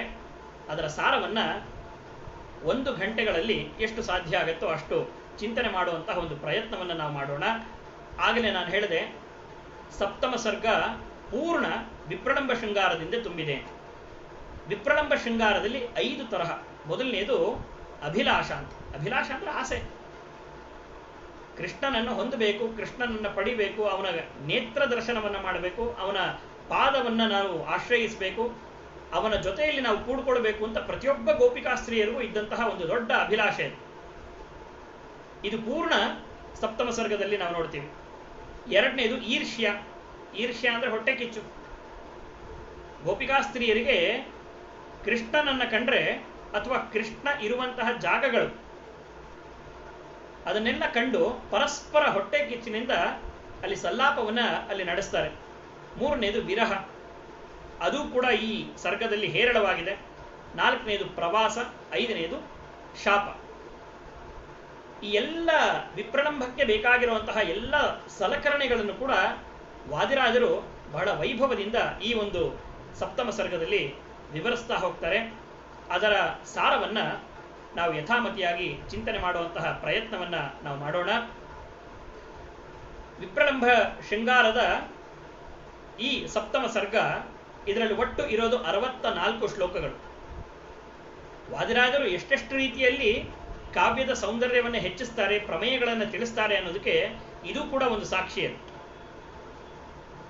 ಕಾವ್ಯದ ಎಲ್ಲ ಲಕ್ಷಣಗಳನ್ನು ಇಲ್ಲಿ ತರ್ತಾರೆ. ಅಲ್ಲದೆ ಸಂಖ್ಯೆಯಲ್ಲೂ ಕೂಡ ಒಂದು ಅಧ್ಯಾತ್ಮದ ಒಂದು ವಿಚಾರವನ್ನು ತಿಳಿಸ್ಕೊಡ್ತಾರೆ. ಇಡೀ ಸಪ್ತಮ ಸರ್ಗದಲ್ಲಿ 64 ಶ್ಲೋಕಗಳಿದೆ. 64 ಶ್ಲೋಕಗಳು ಅಂದ್ರೆ ಅಂಕಾನಾಂ ವಾಮತೋ ಗತಿ ಅಂತ ಸಂಸ್ಕೃತದಲ್ಲಿ ಒಂದು ನಿಯಮ. ಸಂಖ್ಯೆಯನ್ನು ಎಡಭಾಗದಿಂದ ನಾವು ಅದನ್ನ ಬಲಭಾಗದಿಂದ ಎಡಕ್ಕೆ ಅದನ್ನು ಓದಬೇಕು. 64 ಅಂದ್ರೆ 6 4, 4ರಿಂದ 6 ಹೊಂದುವಂತ ಈ ಒಂದು ಪ್ರಮೇಯವನ್ನು ಕೂಡ ವಾದಿರಾಜರು ಇಲ್ಲಿ ತಿಳಿಸ್ತಾ ಇದ್ದಾರೆ. 4ರಿಂದ 6 ಹೊಂದೋದು ಅಂದ್ರೆ ಏನು? 4 ಅಂದ್ರೆ ಚತುರ್ವಿಧ ಪುರುಷಾರ್ಥಗಳು, ಧರ್ಮ ಅರ್ಥ ಕಾಮ ಮೋಕ್ಷಗಳು. ಧರ್ಮಾರ್ಥ ಕಾಮ ಮೋಕ್ಷಗಳೆಂಬ 4 ವಿಧ ಪುರುಷಾರ್ಥಗಳಿಂದ 6 ಹೊಂದೋದು. 6 ಹೊಂದೋದು ಅಂದ್ರೆ ಷಡ್ಗುಣೈಶ್ವರ್ಯ ಸಂಪನ್ನನಾದಂತಹ ಪರಮಾತ್ಮನನ್ನ ಹೊಂದಬೇಕು. ಹೇಗೆ ಹೊಂದಬೇಕು ಅಂತ ತಿಳಿಸ್ಕೊಡುವಂಥದ್ದೇ ಈ ಸಪ್ತಮ ಸರ್ಗ. ಹೀಗೆ ಸಂಖ್ಯೆಯ ಮೂಲಕವೂ ಕೂಡ ಪ್ರಮೇಯವನ್ನ ಬಹಳ ರೋಚಕವಾಗಿ ವಾದಿರಾಜರು ಈ ರುಕ್ಮಿಣೀಶ ವಿಜಯ ಮಹಾಕಾವ್ಯದ ಸಪ್ತಮ ಸರ್ಗದಲ್ಲಿ ಅದನ್ನು ತಿಳಿಸ್ಕೊಡ್ತಾರೆ. ನೇರವಾಗಿ ವಿಷಯ ಪ್ರವೇಶವನ್ನು ಮಾಡೋದಾದ್ರೆ, ಸಪ್ತಮ ಸರ್ಗದ ಆರಂಭದಲ್ಲಿ ಬಹಳ ವಿಹ್ವಲರಾಗಿ ಗೋಪಿಕಾಸ್ತ್ರೀ ಎಲ್ಲರೂ ಕೂಡ ಹಪಹಪಿಸ್ತಾ ಇದ್ದಾರಂತೆ, ಕೃಷ್ಣ ಎಲ್ಲಿದ್ದಾನೆ, ಕೃಷ್ಣ ಎಲ್ಲಿದ್ದಾನೆ ಅಂತ ಎಲ್ಲ ಕಡೆ ಹುಡುಕ್ತಾ ಇದ್ದಾರಂತೆ. ಈ ಸಪ್ತಮ ಸರ್ಗವನ್ನು ನಾವು ಸರಿಯಾಗಿ ಗಮನಿಸಿದ್ದೇ ಆದರೆ ಪರಮಾತ್ಮನನ್ನ ನಾವು ಎಲ್ಲೆಲ್ಲಿ ನೋಡ್ಬೋದು, ಮತ್ತೆ ಯಾರ್ಯಾರಿಂದ ನಮಗೆ ಹೆಚ್ಚು ಪರಮಾತ್ಮನ ವಿಷಯಗಳು ನಮಗೆ ಗೊತ್ತಾಗತ್ತೆ. ಈ 2 ಮುಖ್ಯವಾದ ವಿಚಾರಗಳು ಈ ಸಪ್ತಮ ಸರ್ಗದ ಅಧ್ಯಯನವನ್ನು ಮಾಡಿದ್ರೆ ನಮ್ಗೆ ಗೊತ್ತಾಗತ್ತೆ. ಇದನ್ನ ಟೆಕ್ನಿಕಲ್ ಆಗಿ ನಾವು ಹೇಳೋದಾದ್ರೆ, ಭಗವಂತನ ಅಧಿಷ್ಠಾನಗಳು, ಎಲ್ಲೆಲ್ಲಿ ಭಗವಂತ ಇರ್ತಾನೆ, ಹೇಗೆಲ್ಲ ಇರ್ತಾನೆ ಅನ್ನುವ ಪರಿಪೂರ್ಣ ಚಿತ್ರಣ ನಮಗೆ ಈ ಸಪ್ತಮ ಸರ್ಗದಲ್ಲಿ ನಮಗೆ ಸಿಗತ್ತೆ. ಅನೇಕ ಜನ ಗೋಪಿಕಾಸ್ತ್ರೀಯರು ಎಲ್ಲ ಕಡೆ ಕೃಷ್ಣನನ್ನು ಹುಡುಕಾಡ್ತಾ ಇದ್ದಾರಂತೆ. ಅದರಲ್ಲಿ ಆರಂಭದ ಶ್ಲೋಕವೇ ಬಹಳ ಸ್ವಾರಸ್ಯಕರವಾಗಿ ವಾದಿರಾಜರು ಹೇಳ್ತಾರೆ. ಯದು ತಿಲಕ ಗತೋಸ್ಮಾನ್ ಧೈರ್ಯ ಮಾತ್ರೇಣ ಹಿತ್ವಾ ತ್ಯಜಸಿ ಕಥಮಯಾಂಚ ಪ್ರಾಪ್ತ ಸಂಗಂ ನ ಚೇತ್ವಂ ತದಿದಮುಚಿತಮಸ್ಯ ಶ್ರೀಭೃತೋ ಯತ್ಸಮರ್ಥಾಃ ಚರಣ ಕಮಲಧೂಲಿಃ ತನ್ವಿ ತನ್ವೀಂ ವಿಧಾತುಂ. ಗೋಪಿಕಾಸ್ತ್ರೀಯರೆಲ್ಲ ಕೃಷ್ಣನನ್ನ ಬೈತಾ ಇದ್ದಾರಂತೆ. ಇದನ್ನ ನಿಂದಾಸ್ತುತಿ ಅಂತ ಕರೀತಾರೆ. ಎಲ್ಲಿ ಭಕ್ತಿ ತುಂಬಾ ಹೃದಯದಲ್ಲಿ ಮಡುಗಟ್ಟಿರುತ್ತೋ ಅಲ್ಲಿ ಪರಮಾತ್ಮನನ್ನ ಬೈಬಹುದು. ಆ ಬೈಗುಳಗಳಲ್ಲೂ ಕೂಡ ಪರಮಾತ್ಮನನ್ನ ಹೊಗಳೋ ಅಂತಹ, ನಮ್ಮ ಅಂತಃಕರಣ ಕರಗೋ ಅಂತಹ ಆ ಭಕ್ತಿ ಇರಬೇಕು. ಹಾಗಿದ್ರೆ ಪರಮಾತ್ಮನನ್ನ ನಿಂದನೆ ಮಾಡ್ತಾ ಕೂಡ ಪರಮಾತ್ಮನನ್ನ ಸ್ತೋತ್ರ ಮಾಡಬಹುದು ಅನ್ನುವ ಅದ್ಭುತವಾದ ವಿಚಾರವನ್ನ ವಾದಿರಾಜರು ಈ ಮೊದಲನೇ ಶ್ಲೋಕದಲ್ಲಿ ಅದನ್ನು ತಿಳಿಸ್ಕೊಡ್ತಾರೆ. ಒಬ್ಬ ಗೋಪಿಕಾಸ್ತ್ರೀ ಹೇಳ್ತಾ ಇದ್ದಾಳಂತೆ, ಎಂಥ ವಿಚಿತ್ರ ಈ ಕೃಷ್ಣ. ಲೋಕದಲ್ಲಿ ವ್ಯವಹಾರ ನಾವು ಏನಂತ ನೋಡ್ತೀವಿ, ಎಷ್ಟೋ ಜನ ಪುರುಷರು ಸುಂದರವಾದ ತರುಣಿಯರ ಹಿಂದೆ ಹಿಂದೆ ಹಿಂಬಾಲಿಸ್ಕೊಂಡು ಹೋಗ್ತಾ ಇರ್ತಾರೆ. ಅವ್ರೇನಾದ್ರೂ ರಿಜೆಕ್ಟ್ ಮಾಡಿತು ಅಂತಂದ್ರೆ, ಅಯ್ಯೋ ನಮ್ಮನ್ನು ರಿಜೆಕ್ಟ್ ಮಾಡಿಬಿಟ್ರಲ್ಲ ಅಂತ ಮತ್ತೆ ವಿಲಾಪವನ್ನ ಪಡ್ತಾರೋ. ಈ ಥರ ಇಡೀ ಲೋಕದ ವ್ಯವಸ್ಥೆ ಇರಬೇಕಾದ್ರೆ ಇಷ್ಟು ಸುಂದರವಾಗಿರುವಂತಹ ನಾವೆಲ್ಲರೂ ಕೂಡ ವಾಲಂಟಿಯರ್ ಆಗಿ ನಾವೇ ಕೃಷ್ಣನನ್ನು ಹುಡುಕಿಕೊಂಡು ಕೃಷ್ಣ ನೀನು ಎಲ್ಲಿದ್ದೀಯೋ ಅಲ್ಲಿಗೆ ನಾವೇ ಬಂದು ನಮ್ಮನ್ನು ನಾವು ಸಮರ್ಪಣೆ ಮಾಡ್ಕೊಳ್ತೀವಿ ಅಂತ ಸಮರ್ಪಣಾ ಭಾವದಿಂದ ನಾವೇ ಬಂದರೂ ಕೂಡ ನಮ್ಮ ಕಡೆ ಗಮನ ಕೂಡ ಕೊಡ್ತಾ ಇಲ್ವಲ್ಲ ಕೃಷ್ಣ. ನಿಜವಾಗ್ಲೂ ಇದನ್ನು ಒಪ್ಕೊಳ್ಳಲಿಕ್ಕೆ ಸಾಧ್ಯ ಆಗಲ್ಲ ಅಂತ ಒಬ್ಬ ಗೋಪಿಕಾಸ್ತ್ರೀ ಹೇಳಿದ್ನಂತೆ. ಅದಕ್ಕೆ ಇನ್ನೊಬ್ಬ ಗೋಪಿಕಾಸ್ತ್ರೀ ಅದಕ್ಕೆ ಪ್ರತಿಸಂವಾದಿಯಾಗಿ ಅವಳು ಹೇಳ್ತಾಳೆ, ಯಾಕೆ ಕೃಷ್ಣ ನಮ್ಮ ಕಡೆ ಗಮನ ಕೊಡ್ತಾ ಇಲ್ಲ ಅಂದ್ರೆ, ನಮಗಿಂತ ಸುಂದರಳಾದಂತಹ ಲಕ್ಷ್ಮೀದೇವಿಯನ್ನು ತನ್ನ ಹೃದಯದಲ್ಲಿ ಅವನಾಗಲೇ ಇಟ್ಕೊಂಡು ಬಿಟ್ಟಿದ್ದಾನ. ನಮಗಿಂತ ಚೆನ್ನಾಗಿರುವಂಥ ಒಬ್ಬ ಹುಡುಗಿ ಸಿಕ್ಕಿದಾಳೆ ಅಂತಂದ್ರೆ, ನಾವು ನಮ್ಮ ಪಾಡಿಗೆ ನಾವು ಎಷ್ಟೇ ಚೆನ್ನಾಗಿದ್ದೀವಿ ಅಂತ ಅನ್ಕೊಂಡ್ರು ಕೂಡ, ನಮ್ಮನ್ನು ನಾವು ಎಷ್ಟೇ ಚೆನ್ನಾಗಿ ಅಡ್ವರ್ಟೈಸ್ ಮಾಡ್ಕೊಂಡ್ರು ಕೂಡ ಕೃಷ್ಣ ನಮ್ಮ ಕಡೆ ನೋಡೋದಿಲ್ಲ. ಅದನ್ನ ಅಲ್ಲಿ ಹೇಳ್ತಾರೆ, ತದಿದಂ ಉಚಿತಮಸ್ಯ ಶ್ರೀಭೃತಃ ಯತ್ ಸಮರ್ಥಾಃ. ಕೃಷ್ಣ ಇದು ನಿನಗೆ ಸರಿನೇನಪ್ಪ, ನಾವೇ ಬಂದರೂ ಕೂಡ ನನ್ನ ಕಡೆ ಗಮನ ಕೂಡ ಕೊಡದೇ ಇರಲ್ವಲ್ಲ. ಆದ್ರಿಂದ ಕಾಲು ಕಸತ್ತರ ನಮ್ಮನ್ನೆಲ್ಲ ನೋಡಿ ನೀನು ತಿರಸ್ಕಾರ ಮಾಡ್ತಾ ಇದೆಯಾ ಅಂತಂದ್ರೆ ಇದು ಎಷ್ಟರ ಮಟ್ಟಿಗೆ ಸರಿ ಅಂತ ಹೇಳಿದಾಗ ಇನ್ನೊಬ್ಬ ಗೋಪಿಕಾಸ್ತ್ರೀ ಹೇಳ್ತಾಳೆ, ನಿನಗಿಂತ ಚೆನ್ನಾಗಿ ಇರುವಂತಹ ಲಕ್ಷ್ಮೀದೇವಿಯ ಅವನ ಹೃದಯದಲ್ಲಿ ಇರಬೇಕಾದ್ರೆ ನಮ್ಮ ಕಡೆ ಯಾಕೆ ಕೃಷ್ಣ ಗಮನ ಕೊಡ್ತಾನೆ? ಆದರೂ ಕೂಡ ಭಕ್ತರು ಹಾಗಂತ ನಾವು ಭಕ್ತಿಯಿಂದ ಕೃಷ್ಣನನ್ನ ಪ್ರಾರ್ಥನೆ ಮಾಡದೆ ಹೋದ್ರೆ ಅವನು ನಮ್ಮ ಹತ್ರ ಯಾವತ್ತೂ ಕೂಡ ಬರೋದಿಲ್ಲ. ಆದ್ರಿಂದ ಕೃಷ್ಣನನ್ನು ಹುಡುಕೋಣ ಅಂತ ಹೇಳಿ ಹುಡುಕ್ಲಿಕ್ಕೆ ಪ್ರಾರಂಭ ಮಾಡ್ತಾರೆ. ಕಾಡು ಮೇಡುಗಳಲ್ಲಿ ಎಲ್ಲೆಲ್ಲಿ ಸಾಧ್ಯ ಆಗುತ್ತೋ ಎಲ್ಲ ಕಡೆ ಕೃಷ್ಣನನ್ನು ಹುಡುಕ್ತಾರಂತೆ. ಹಾಗೆ ಹುಡುಕಾಡ್ತಾ ಅಶ್ವತ್ಥ ಮರದ ಹತ್ರ ಬರ್ತಾರಂತೆ. ಅಶ್ವತ್ಥ ವೃಕ್ಷದ ಬಳಿಯಲ್ಲಿ ಗೋಪಿಕಾಸ್ತ್ರೀಯರು ಕೇಳ್ತಾ ಇದ್ದಾರೆ, ಏನಂತ? ಅಶ್ವತ್ಥ ದ್ರುಮನಃ ಪ್ರಿಯ ಕಿಲ ಭವನ್ ಮಧ್ಯೆ ಸದಾ ವರ್ತತೆ. ಎಂಥ ವಿಚಿತ್ರ ಅಂದ್ರೆ, ಕಾಳಿದಾಸನು ಕೂಡ ತನ್ನ ಮೇಘದೂತದಲ್ಲಿ ಹೇಳ್ತಾನೆ, ಕಾಮಾರ್ಥಾಹಿ ಪ್ರಕೃತಿ ಕೃಪಣಾಶ್ಚೇತನಾ ಚೇತನೇಶು. ನೀವು ಯಾರಾದರೂ ಒಬ್ಬ ವ್ಯಕ್ತಿಯನ್ನ ಅಂತಃಕರಣ ಪೂರ್ವಕವಾಗಿ ಅವರನ್ನು ಇಷ್ಟಪಟ್ಟಿದ್ದೇ ಆದ್ರೆ ಅವರು ಕೊಡುವಂಥ ವಸ್ತುವಿನಲ್ಲೂ ಕೂಡ ಅದು ಜಡ ಅಂತ ಗೊತ್ತಿದ್ರು ಕೂಡ ಅದರಲ್ಲೂ ಕೂಡ ನೀವು ಅವರನ್ನ ಕಾಣ್ತೀರಾ. ನೀವು ಯಾವುದು ಚೇತನ ಯಾವುದು ಅಚೇತನ ಅನ್ನುವ ವ್ಯತ್ಯಾಸವನ್ನೇ ನೀವು ನೋಡ್ಲಿಕ್ಕೆ ಹೋಗಲ್ಲ.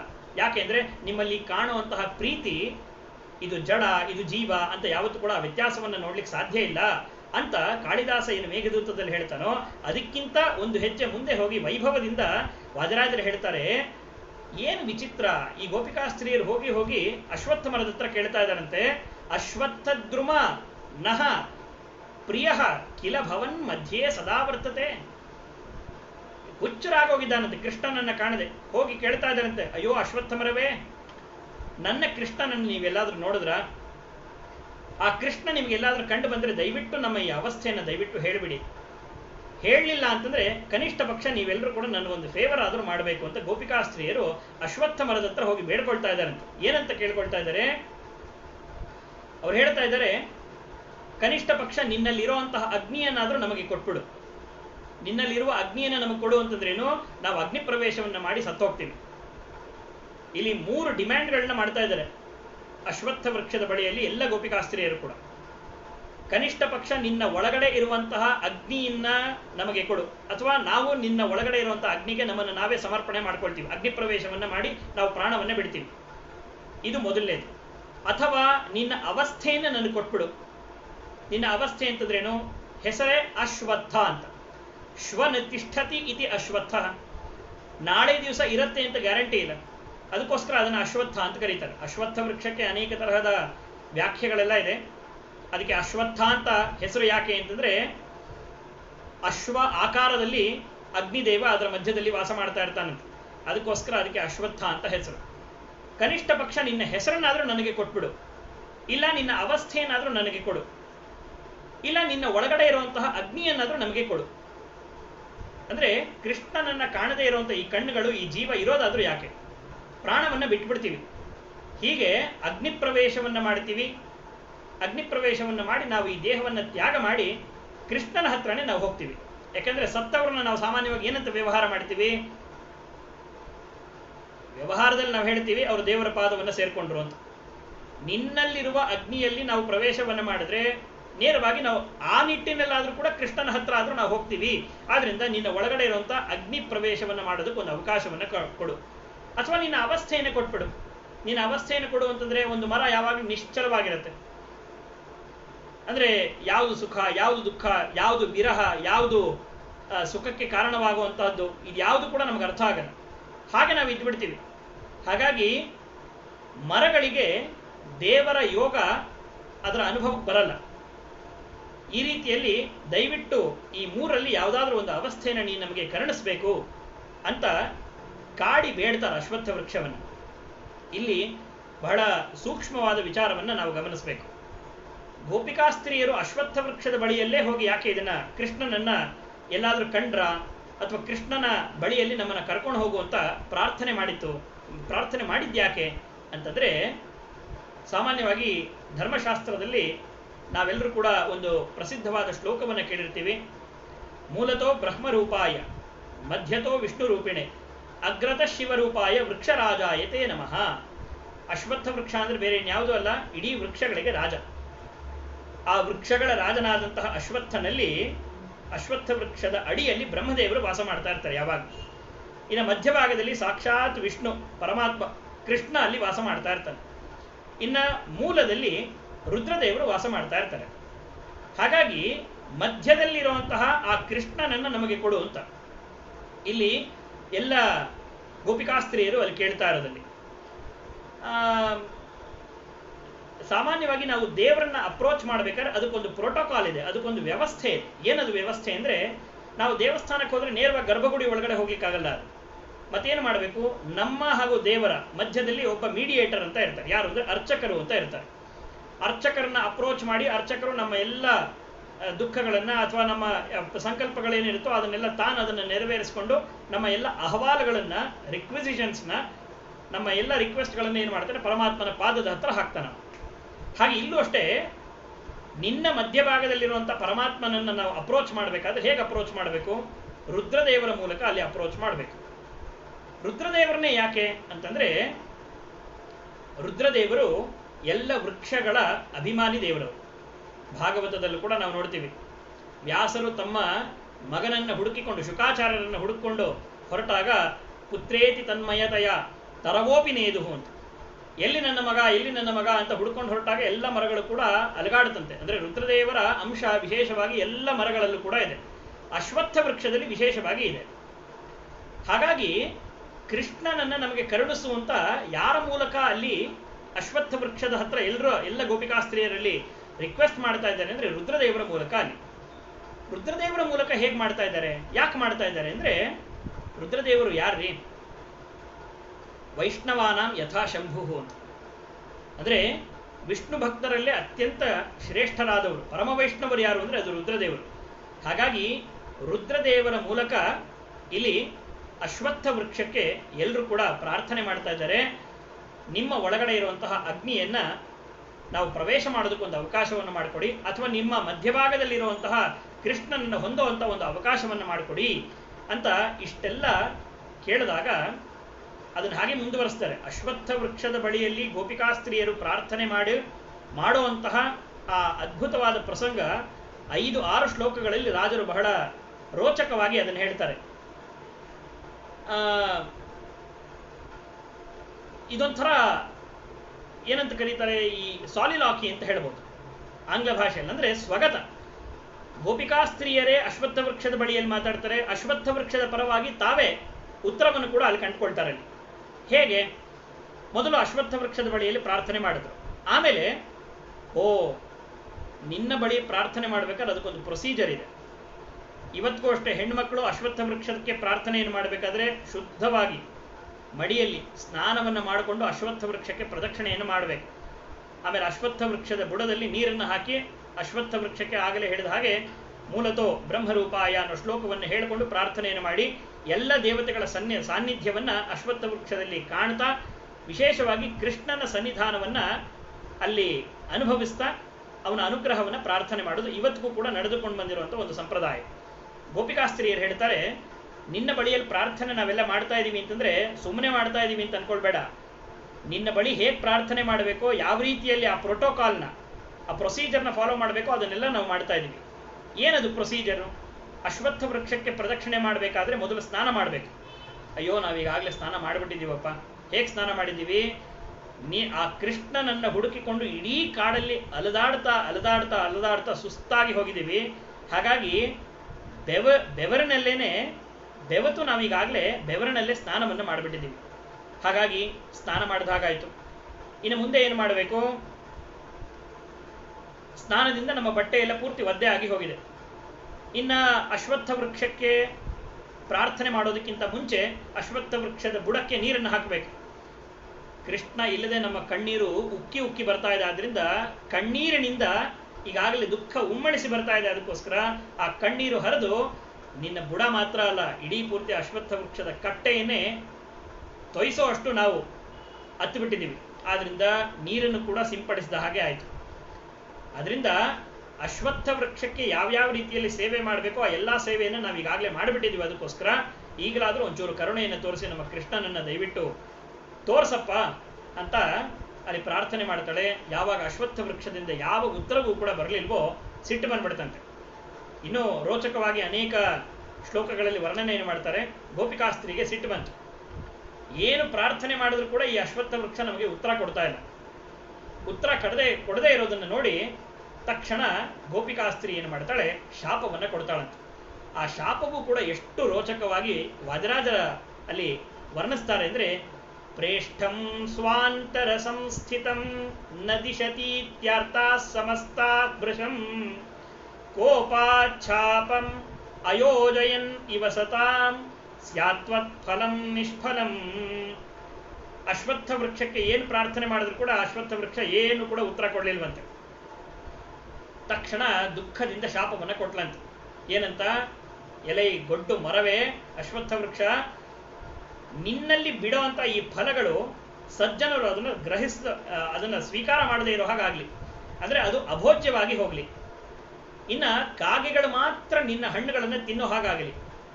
ಅಷ್ಟೇ ಅಲ್ಲ, ಕಾಗೆಗಳು ನಿನ್ನಲ್ಲಿ ಬಿಡುವಂಥ ಹಣ್ಣುಗಳನ್ನು ತಿಂದ ಮೇಲೆ ಮಲ ವಿಸರ್ಜನೆ ಮಾಡುತ್ತಲ್ಲ, ಆ ಮಲ ವಿಸರ್ಜನೆ ಮಾಡಬೇಕಾದ್ರೆ ಮಲದಲ್ಲಿ ಮತ್ತೆ ನಿನ್ನ ಆ ಬೀಜಗಳು ಹಾಗಾಗಿ ಅದು ಹೊರಗೆ ಬರುತ್ತಂತೆ.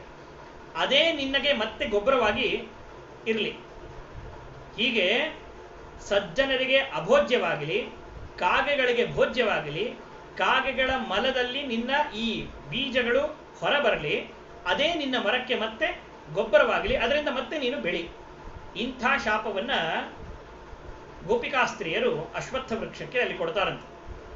ಕೃಷ್ಣನನ್ನ ಕಾಣಬೇಕು, ಅವನ ಬಗ್ಗೆ ವಿವರಣೆಯನ್ನು ಪಡಿಬೇಕು, ಯಾರಲ್ಲಿ ಹೋಗಿ ಕೇಳಬೇಕು? ಅಶ್ವತ್ಥನಲ್ಲಿ ಹೋಗಿ ಕೇಳಿದ್ರೆ ಅವನು ಏನು ಉತ್ತರ ಕೊಡ್ತಾ ಇಲ್ಲ. ಉತ್ತರ ಕೊಡದೇ ಇರೋದನ್ನು ನೋಡಿ ಗೋಪಿಕಾಸ್ತ್ರೀಯರು ಶಾಪವನ್ನು ಕೊಟ್ಬಿಟ್ರಂತೆ. ಏನು ಗೋಪಿಕಾಸ್ತ್ರೀಯರು ಪರಮಾತ್ಮನ ನಿತ್ಯ ಸನ್ನಿಧಾನ ಇರುವಂಥ ಅಶ್ವತ್ಥ ವೃಕ್ಷಕ್ಕೆ ಶಾಪ ಕೊಡೋದು ಅಂತಂದ್ರೆ ಇದು ಹೇಗೆ ಅಂದರೆ, ಅದನ್ನೇ ವಾದಿರಾಜರು ಬಹಳ ಚಮತ್ಕಾರವಾಗಿ ಅಲ್ಲಿ ಹೇಳ್ತಾ ಇದ್ದಾರೆ. ಶಾಪವನ್ನು ಅಲ್ಲಿಗೆ ನಿಲ್ಲಿಸಲಿಲ್ಲ, ಮುಂದುವರೆಸ್ತಾ ಅವ್ರು ಹೇಳ್ತಾರೆ, ರಾತ್ರಿ ಹೊತ್ತು ನಿನ್ನ ನೆರಳು ನಿಷಿದ್ಧ ಆಗಲಿ ಅದು. ಅದಕ್ಕೋಸ್ಕರ ಅಶ್ವತ್ಥ ವೃಕ್ಷದ ನೆರಳಿನಲ್ಲಿ ರಾತ್ರಿ ಹೊತ್ತು ಯಾರು ಕೂಡ ಮಲಗಬಾರದು ಅಂತ ಧರ್ಮಶಾಸ್ತ್ರ ಹೇಳುತ್ತೆ. ಕೆಲವೊಂದು ವಸ್ತುಗಳು ಅಥವಾ ಕೆಲವೊಂದು ವಸ್ತುಗಳ ನೆರಳು ನಮಗೆ ಬಹಳ ಅಯೋಗ್ಯಕರವಾಗಿರುವಂಥದ್ದು. ಯಾವುದು? ದಿವಾ ವಿಭೀತಕಚ್ಛಾಯ ರಾತ್ರ ಅಶ್ವತ್ಥ ಸಂಭವ ದಿವಾನಿಶಿ ನರಚ್ಛಾಯ ಹಂತಿ ಪುಣ್ಯಂ ಪುರಾತನಂ ಅಂತ.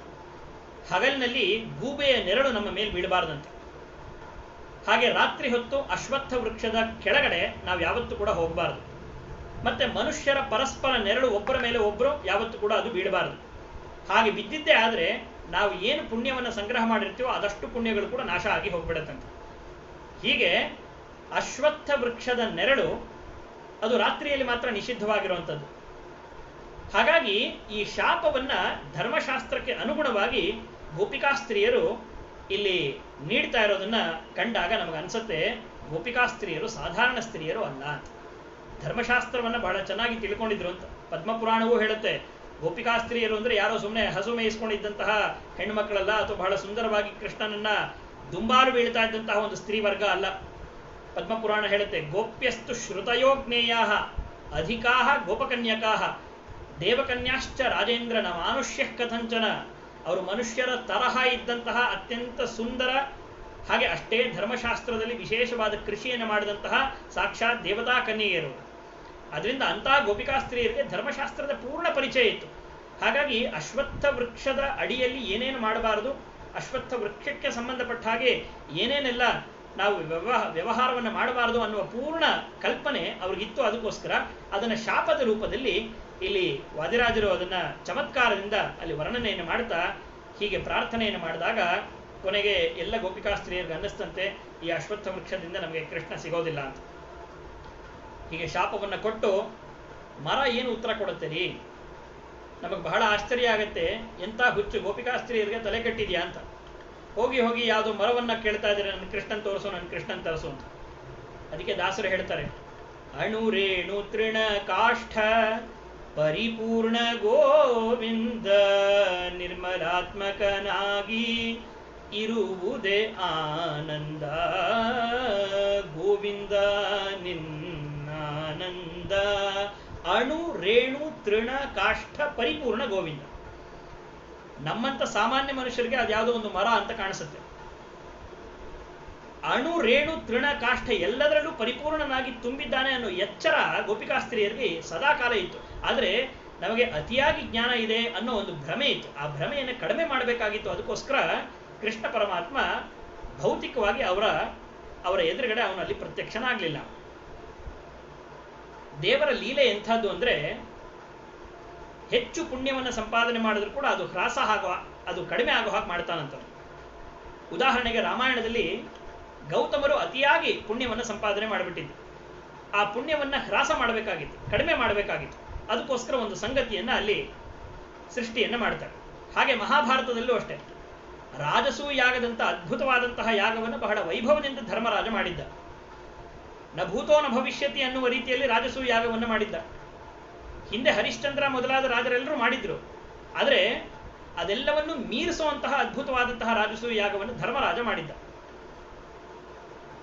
ಹಾಗೆ ಮಾಡಿದ್ರಿಂದಾಗಿ ತುಂಬಾ ಎಕ್ಸಸ್ ಆಗೋಯ್ತು. ಯಾರಿಗೆ? ಧರ್ಮರಾಜನಿಗೆ ಪುಣ್ಯ. ಅದನ್ನು ಕಡಿಮೆ ಮಾಡಬೇಕಾಗಿತ್ತು. ಕೃಷ್ಣ ಪರಮಾತ್ಮ ಅದಕ್ಕೆ ಏನು ಮಾಡ್ತಾನೆ, ಹೆಚ್ಚು ಸಂಪಾದನೆ ಮಾಡಿದಂತಹ ಪುಣ್ಯವನ್ನು ಕಡಿಮೆ ಮಾಡೋದಕ್ಕೋಸ್ಕರ ಅವನ ಅನುಪಸ್ಥಿತಿಯಲ್ಲಿ ಧರ್ಮರಾಜನ ಮೂಲಕ ಮತ್ತೊಮ್ಮೆ ದ್ಯೂತ ಕ್ರೀಡೆಯನ್ನು ಆಡೋ ಹಾಗೆ ಮಾಡ್ತಾನೋ. ಬರೀ ಆಡೋ ಹಾಗೆ ಮಾಡಿದ್ದಷ್ಟೇ ಅಲ್ಲ, ಅವನು ಅಲ್ಲಿ ನಡೀತಾ ಇದ್ದ ಅನ್ಯಾಯವನ್ನು ಪ್ರತಿಭಟಿಸದೆ ಇರೋ ಹಾಗೆ ಅವನ ಬಾಯಿಯನ್ನು ಕಟ್ಟಾಕ್ತಾನೆ. ಜೊತೆಯಲ್ಲಿ ಧರ್ಮರಾಜ ಎಕ್ಸಸ್ ಆಗಿ ಸಂಪಾದನೆ ಮಾಡಿದಂತಹ ಪುಣ್ಯವನ್ನ ಭೀಮಸೇನ ಹಾಗೂ ದ್ರೌಪದಿಯರಿಗೆ ಅದನ್ನ ಹಂಚ್ತಾನಂತೆ. ಹಾಗಾಗಿ ಪರಮಾತ್ಮನ ಲೀಲೆ ಎಂಥದ್ದು ಅಂದ್ರೆ, ನಮ್ಮ ಯೋಗ್ಯತೆ ಎಷ್ಟೋ ಆ ಯೋಗ್ಯತೆಗೆ ತಕ್ಕ ಹಾಗೆ ಧರ್ಮ ಕಾರ್ಯವನ್ನು ಮಾಡಿ ಪುಣ್ಯವನ್ನು ಸಂಪಾದನೆ ಮಾಡಬೇಕು. ಹೆಚ್ಚು ಮಾಡಬಾರದು, ಕಡಿಮೆಯನ್ನು ಕೂಡ ಮಾಡಬಾರದು. ಹಾಗಾಗಿ ನಮ್ಮ ತನವನ್ನು ನಾವು ಅರ್ಥ ಮಾಡಿಕೊಂಡು ಪರಮಾತ್ಮನ ಆರಾಧನೆಯನ್ನು ಮಾಡಿದ್ರೆ ಅವನ ಅನುಗ್ರಹಕ್ಕೆ ಪಾತ್ರರಾಗ್ತೀವಿ ಅನ್ನೋ ಸಂದೇಶವನ್ನ ಇಲ್ಲೂ ಕೂಡ ಈ ಸರ್ಗದಲ್ಲಿ ತಿಳಿಸ್ಕೊಡ್ತಾ ಇದ್ದಾನೆ. ಗೋಪಿಕೆಯರಿಗಿದ್ದಂತಹ ಆ ಒಂದು ಅಹಂಕಾರವನ್ನ ಕಡಿಮೆ ಮಾಡಲಿಕ್ಕೋಸ್ಕರ ಭೌತಿಕವಾಗಿ ಅಲ್ಲಿ ಪರಮಾತ್ಮ ಅವರ ಎದುರುಗಡೆ ಅಲ್ಲಿ ಪ್ರತ್ಯಕ್ಷನಾಗಿಲ್ಲ. ಹೀಗೆ ಅಶ್ವತ್ಥ ವೃಕ್ಷವನ್ನ ಕೇಳ್ತಾರೆ. ಅಶ್ವತ್ಥ ವೃಕ್ಷದಿಂದ ಯಾವುದೇ ತರಹದ ಉತ್ತರ ಬರದೇ ಇರೋದನ್ನು ನೋಡಿ ಮುಂದೆ ಅಲ್ಲಿಂದ ಜಾಜಿ ಹೂವನ್ನ ಕೇಳ್ತಾರೆ, ತುಳಸಿಯನ್ನ ಕೇಳ್ತಾರೆ. ವರ್ಣನೆ ಮಾಡ್ತಾ ಹೋದ್ರೆ ಇನ್ನು ಕೇವಲ ಇರೋದು 15 ನಿಮಿಷಗಳ ಕಾಲ ಅಷ್ಟೇ. ನಾನಿನ್ನೂ ಬರೀ 3ನೇ ಶ್ಲೋಕದಲ್ಲಿ ಇದ್ದೀನಿ.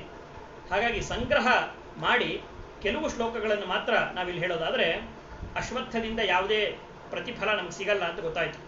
ಅಲ್ಲಿಂದ ಮುಂದೆ ಮೃದುವಾದಂತಹ ಹೂವಿನ ಹತ್ರ ಹೋಗ್ತಾರೆ. ಹೂವುಗಳಾದ್ರೂ ನಮಗೆ ಸಹಾಯ ಮಾಡಬಹುದು ಅಂತ ಜಾಜಿ ವೃಕ್ಷ, ಜಾಜಿ ಪುಷ್ಪವನ್ನು ಕೇಳ್ತಾರೆ. ಆ ಜಾಜಿ ಪುಷ್ಪವೂ ಕೂಡ ಯಾವುದೇ ತರಹ ಉತ್ತರವನ್ನು ಕೊಡೋದಿಲ್ಲ. ಮುಂದೆ ತುಳಸಿಯನ್ನ ಕೇಳ್ತಾರೆ. ಆ ತುಳಸಿಯನ್ನ ಕೇಳುವಂತಹ ಆ ಮಾತುಗಳು ಬಹಳ ಸ್ವಾರಸ್ಯಕರವಾಗಿರುವಂಥದ್ದು. ತುಳಸಿ ಮಿಲಸಿ ಕೃಷ್ಣ ಅಂಗ್ರ್ಯಂಬುಜೆ ಪುಣ್ಯ ಭೂಜೆ ವರಯ ವರಯತೀಂದ್ರೈ ವಂದಿತೆ ಅಸ್ಮಾನ್ ವಯಸ್ಯಾಹ. ಅಲ್ಲಿ ಹೇಳ್ತಾರೆ, ತುಳಸಿ ನೀನು ಸಾಮಾನ್ಯವಾಗಿ ಬಹಳ ಉತ್ತಮವಾದ ಸ್ಥಳದಲ್ಲಿ ಹುಟ್ಟುತ್ತೀಯ ನೀನು.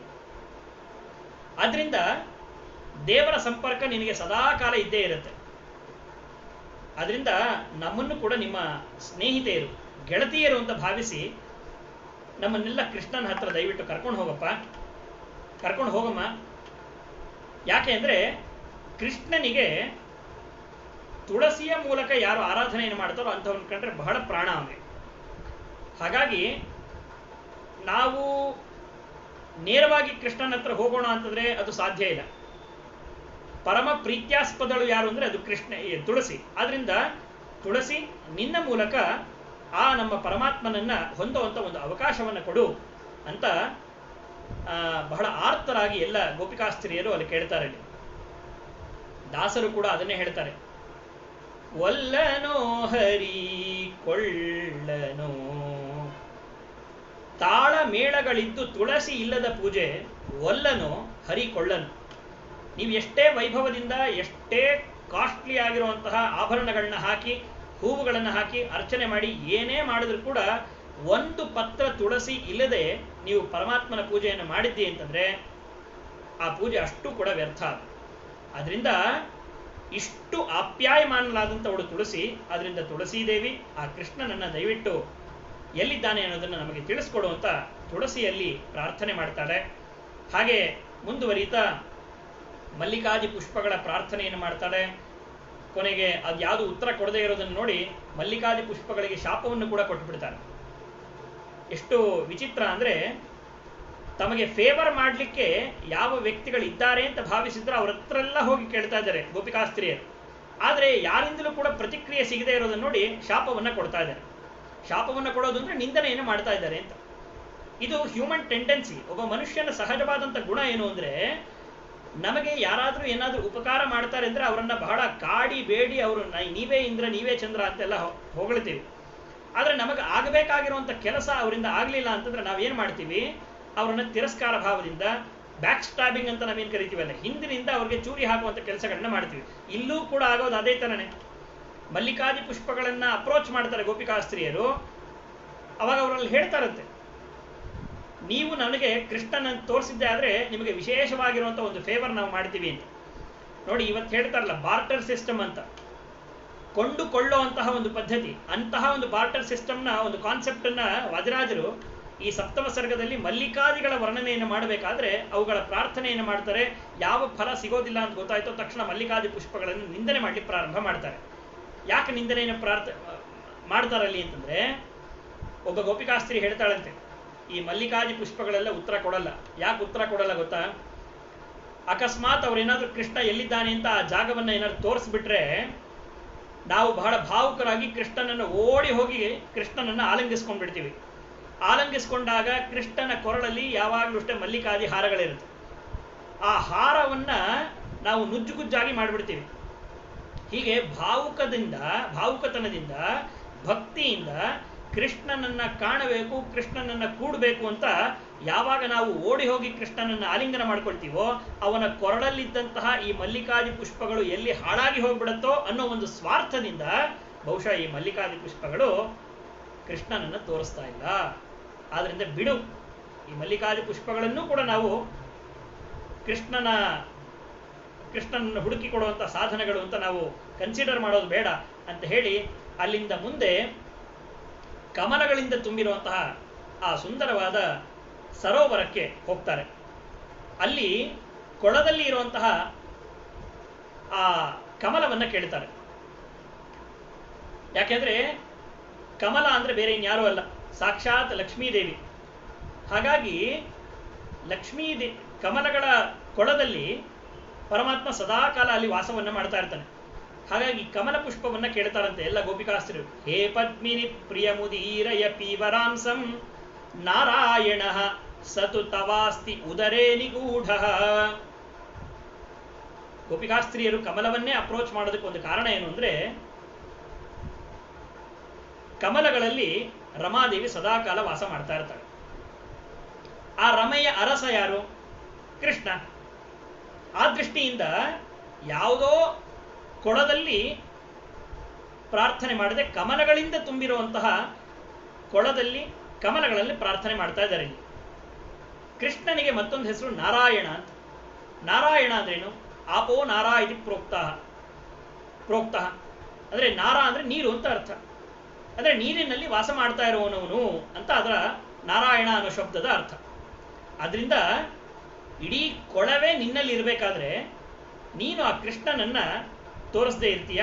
ಆದ್ರಿಂದ ದಯವಿಟ್ಟು ಕೃಷ್ಣ ಎಲ್ಲಿದ್ದಾನೆ ಅನ್ನೋದನ್ನ ನಮಗೆ ತೋರಿಸ್ಕೊಡು.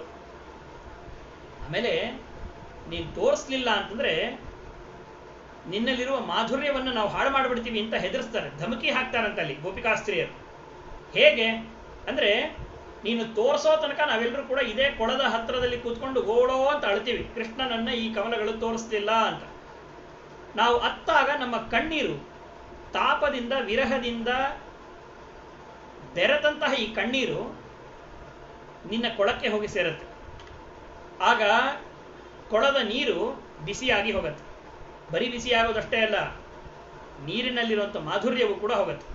ಮಾಧುರ್ಯ ಹೋಯ್ತೋ ಯಾರು ಕೂಡ ನಿನ್ನ ಹತ್ರ ಬರಲ್ಲ, ಕಮಲಗಳು ಅಲ್ಲಿ ಉದಯಿಸಲ್ಲ. ಹೀಗೆ ಗೋಪಿಕಾಸ್ತ್ರೀಯರು ಕಮಲ ಪುಷ್ಪವನ್ನು ಅಪ್ರೋಚ್ ಮಾಡಬೇಕಾದ್ರೆ ನಿಮ್ಮಲ್ಲಿರುವಂತಹ ಆ ಕೃಷ್ಣನನ್ನು ತೋರಿಸ್ಕೊಡದೆ ಹೋದ್ರೆ ನಿಮ್ಮಲ್ಲಿರುವ ಸತ್ವವನ್ನು ಹಾಳು ಮಾಡಿಬಿಡ್ತೀವಿ ಅಂತ ಧಮಕಿಯನ್ನು ಹಾಕ್ತಾರಂತೆ.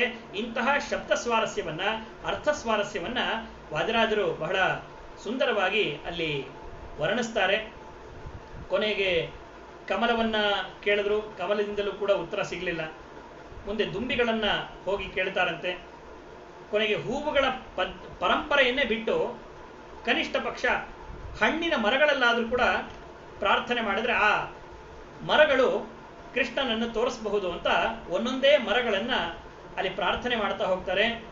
ಅದರಲ್ಲಿ ವಿಶೇಷವಾಗಿ ಹುಣಸೆ ಮರವನ್ನ ಅಲ್ಲಿ ಪ್ರಾರ್ಥನೆ ಮಾಡಬೇಕಾದ್ರೆ ಬಹಳ ಸ್ವಾರಸ್ಯಕರವಾಗಿ ವಾದಿರಾಜರಲ್ಲಿ ವರ್ಣನೆ ಮಾಡ್ತಾರೆ. ಚಿಂತ್ರಿಣ್ಯಾಸ್ವಯತಃ ಫಲಾನ್ಯಪಿ ಸದಾ ವಕ್ರಾಣಿತೆ ಪ್ರಾಣಿನಾಂ. ಹುಣಸೆ ಮರವನ್ನ ಹೋಗಿ ಕೇಳ್ತಾರಂತೆ, ಅಯ್ಯೋ ಹುಣಸೆ ಮರವೇ, ಜಗತ್ತಿಗೆ ಗೊತ್ತು ನಿನ್ನಿಂದ ಯಾವುದೇ ತರಹದ ಉಪಕಾರ ಇಲ್ಲ ಅಂತ. ಯಾಕೆ ಉಪಕಾರ ಇಲ್ಲ ಅಂದ್ರೆ ನಿನ್ನನ್ನು ಬಾಯಲ್ಲಿ ಇಟ್ಕೊಂಡ ತಕ್ಷಣ ಎಲ್ಲರೂ ಕೂಡ ಮುಖವನ್ನ ಮುರಿತಾರೆ. ಯಾರಾದ್ರೂ ಹುಣಸೆ ಹಣ್ಣನ್ನ ಬಾಯಿಗೆ ಇಟ್ಕೊಂಡ ತಕ್ಷಣ ಆಹಾ ಬಹಳ ರುಚಿಕರವಾಗಿದೆ ಅಂತ ಯಾರಾದ್ರೂ ಹೇಳೋದನ್ನ ಕಾಣ್ತೀರಾ? ಮುಖವನ್ನ ಕಿವುಚ್ತಾರೆ. ಹಾಗಾಗಿ ನಿನ್ನಲ್ಲಿ ಸಹಜವಾಗಿ ಒಂದು ವಕ್ರತನ ಅನ್ನೋದು ಕಾಣಿಸುತ್ತೆ. ಕೆಲವು ಮರಗಳು ಎಷ್ಟೇ ವಕ್ರವಾಗಿದ್ರೂ ಕೂಡ ಅವುಗಳು ತಾವು ಕೊಡುವಂತ ಫಲ ಅದು ಬಹಳ ಸ್ವಾರಸ್ಯಕರವಾಗಿರುತ್ತೆ, ಬಹಳ ರುಚಿಕರವಾಗಿರುತ್ತೆ. ಆದರೆ ಎಂಥ ಅವಸ್ಥೆ ಕಣಯ್ಯ ಹುಣಸೆ ಮರ ನಿಂದು. ನಿನ್ನ ಬೆಳವಣಿಗೆಯೂ ಕೂಡ ವಕ್ರ, ನಿನ್ನಲ್ಲಿ ಬರುವಂತಹ ಆ ಫಲ ಇದೆಯಲ್ಲ ರಸ, ಅದು ಕೂಡ ವಕ್ರ. ಅದು ಹೀಗೆ ವಕ್ರವಾಗಿರುವಂತಹ ನೀನು ಎದುರುಗಡೆಗೆ ಬಂದಿಯಲ್ಲ ಅನ್ನೋದಕ್ಕೋಸ್ಕರ ನಿನ್ನಲ್ಲಿ ಪ್ರಾರ್ಥನೆ ಮಾಡೋಣ ಅಂತ ಹೊರಟೆ. ಆದರೆ ನೀನೇ ವಕ್ರ ಆಗಿರ್ಬೇಕಾದ್ರೆ ಸರಿಯಾಗಿರುವಂಥ ಕೃಷ್ಣನನ್ನ ನಿನ್ನಿಂದ ನಾವು ಎಕ್ಸ್ಪೆಕ್ಟ್ ಮಾಡೋದು ಕೂಡ ಅದು ತಪ್ಪಾಗತ್ತೆ. ಆದ್ರಿಂದ ತಪ್ಪು ತಿಳ್ಕೊಳ್ಬೇಡ ಹುಣಸೆ ಮರ, ನಿನ್ನನ್ನು ನಾವು ಅಪ್ರೋಚ್ ಮಾಡೋದಿಲ್ಲ ಅಂತ ನಿಂದನೆಯನ್ನು ಮಾಡಿ ಅವಮಾನವನ್ನ ಮಾಡಿಬಿಡ್ತಾರಂತೆ. ಹಾಗೆ ತೆಂಗಿನ ಮರವನ್ನ ಕೇಳ್ತಾರಂತೆ. ಆ ತೆಂಗಿನ ಮರವನ್ನ ಪ್ರಾರ್ಥನೆ ಮಾಡಬೇಕಾದ್ರೂ ಅಷ್ಟೇ ಬಹಳ ಚೆನ್ನಾಗಿದೆ. ಮಸ್ತೆ ಯಹ ಫಲಂ ಅಭ್ರಚುಂಬಿನಿ ನರಾಲಭ್ಯೆ ತ್ವಚಾ ಪಕ್ಷಿಣ. ಎಷ್ಟು ಸ್ವಾರಸ್ಯವಾಗಿ ಹೇಳ್ತಾರೆ ಅಂದ್ರೆ, ತೆಂಗಿನ ಮರವನ್ನಾದ್ರೂ ಹೋಗಿ ಕೇಳೋಣ, ಯಾಕಂದ್ರೆ ಬಹಳ ಎತ್ತರದಲ್ಲಿದೆಯಾ, ಕೃಷ್ಣ ಅಲ್ಲಿ ಇಲ್ಲಿ ಎಲ್ಲಾದ್ರೂ ಅಡ್ಡಾಡ್ತಾ ಇದ್ದಾನೆ ಅಂತಂದ್ರೆ ನಿಮಗೆ ಕಣ್ಣಿಗೆ ಬೀಳತ್ತೆ.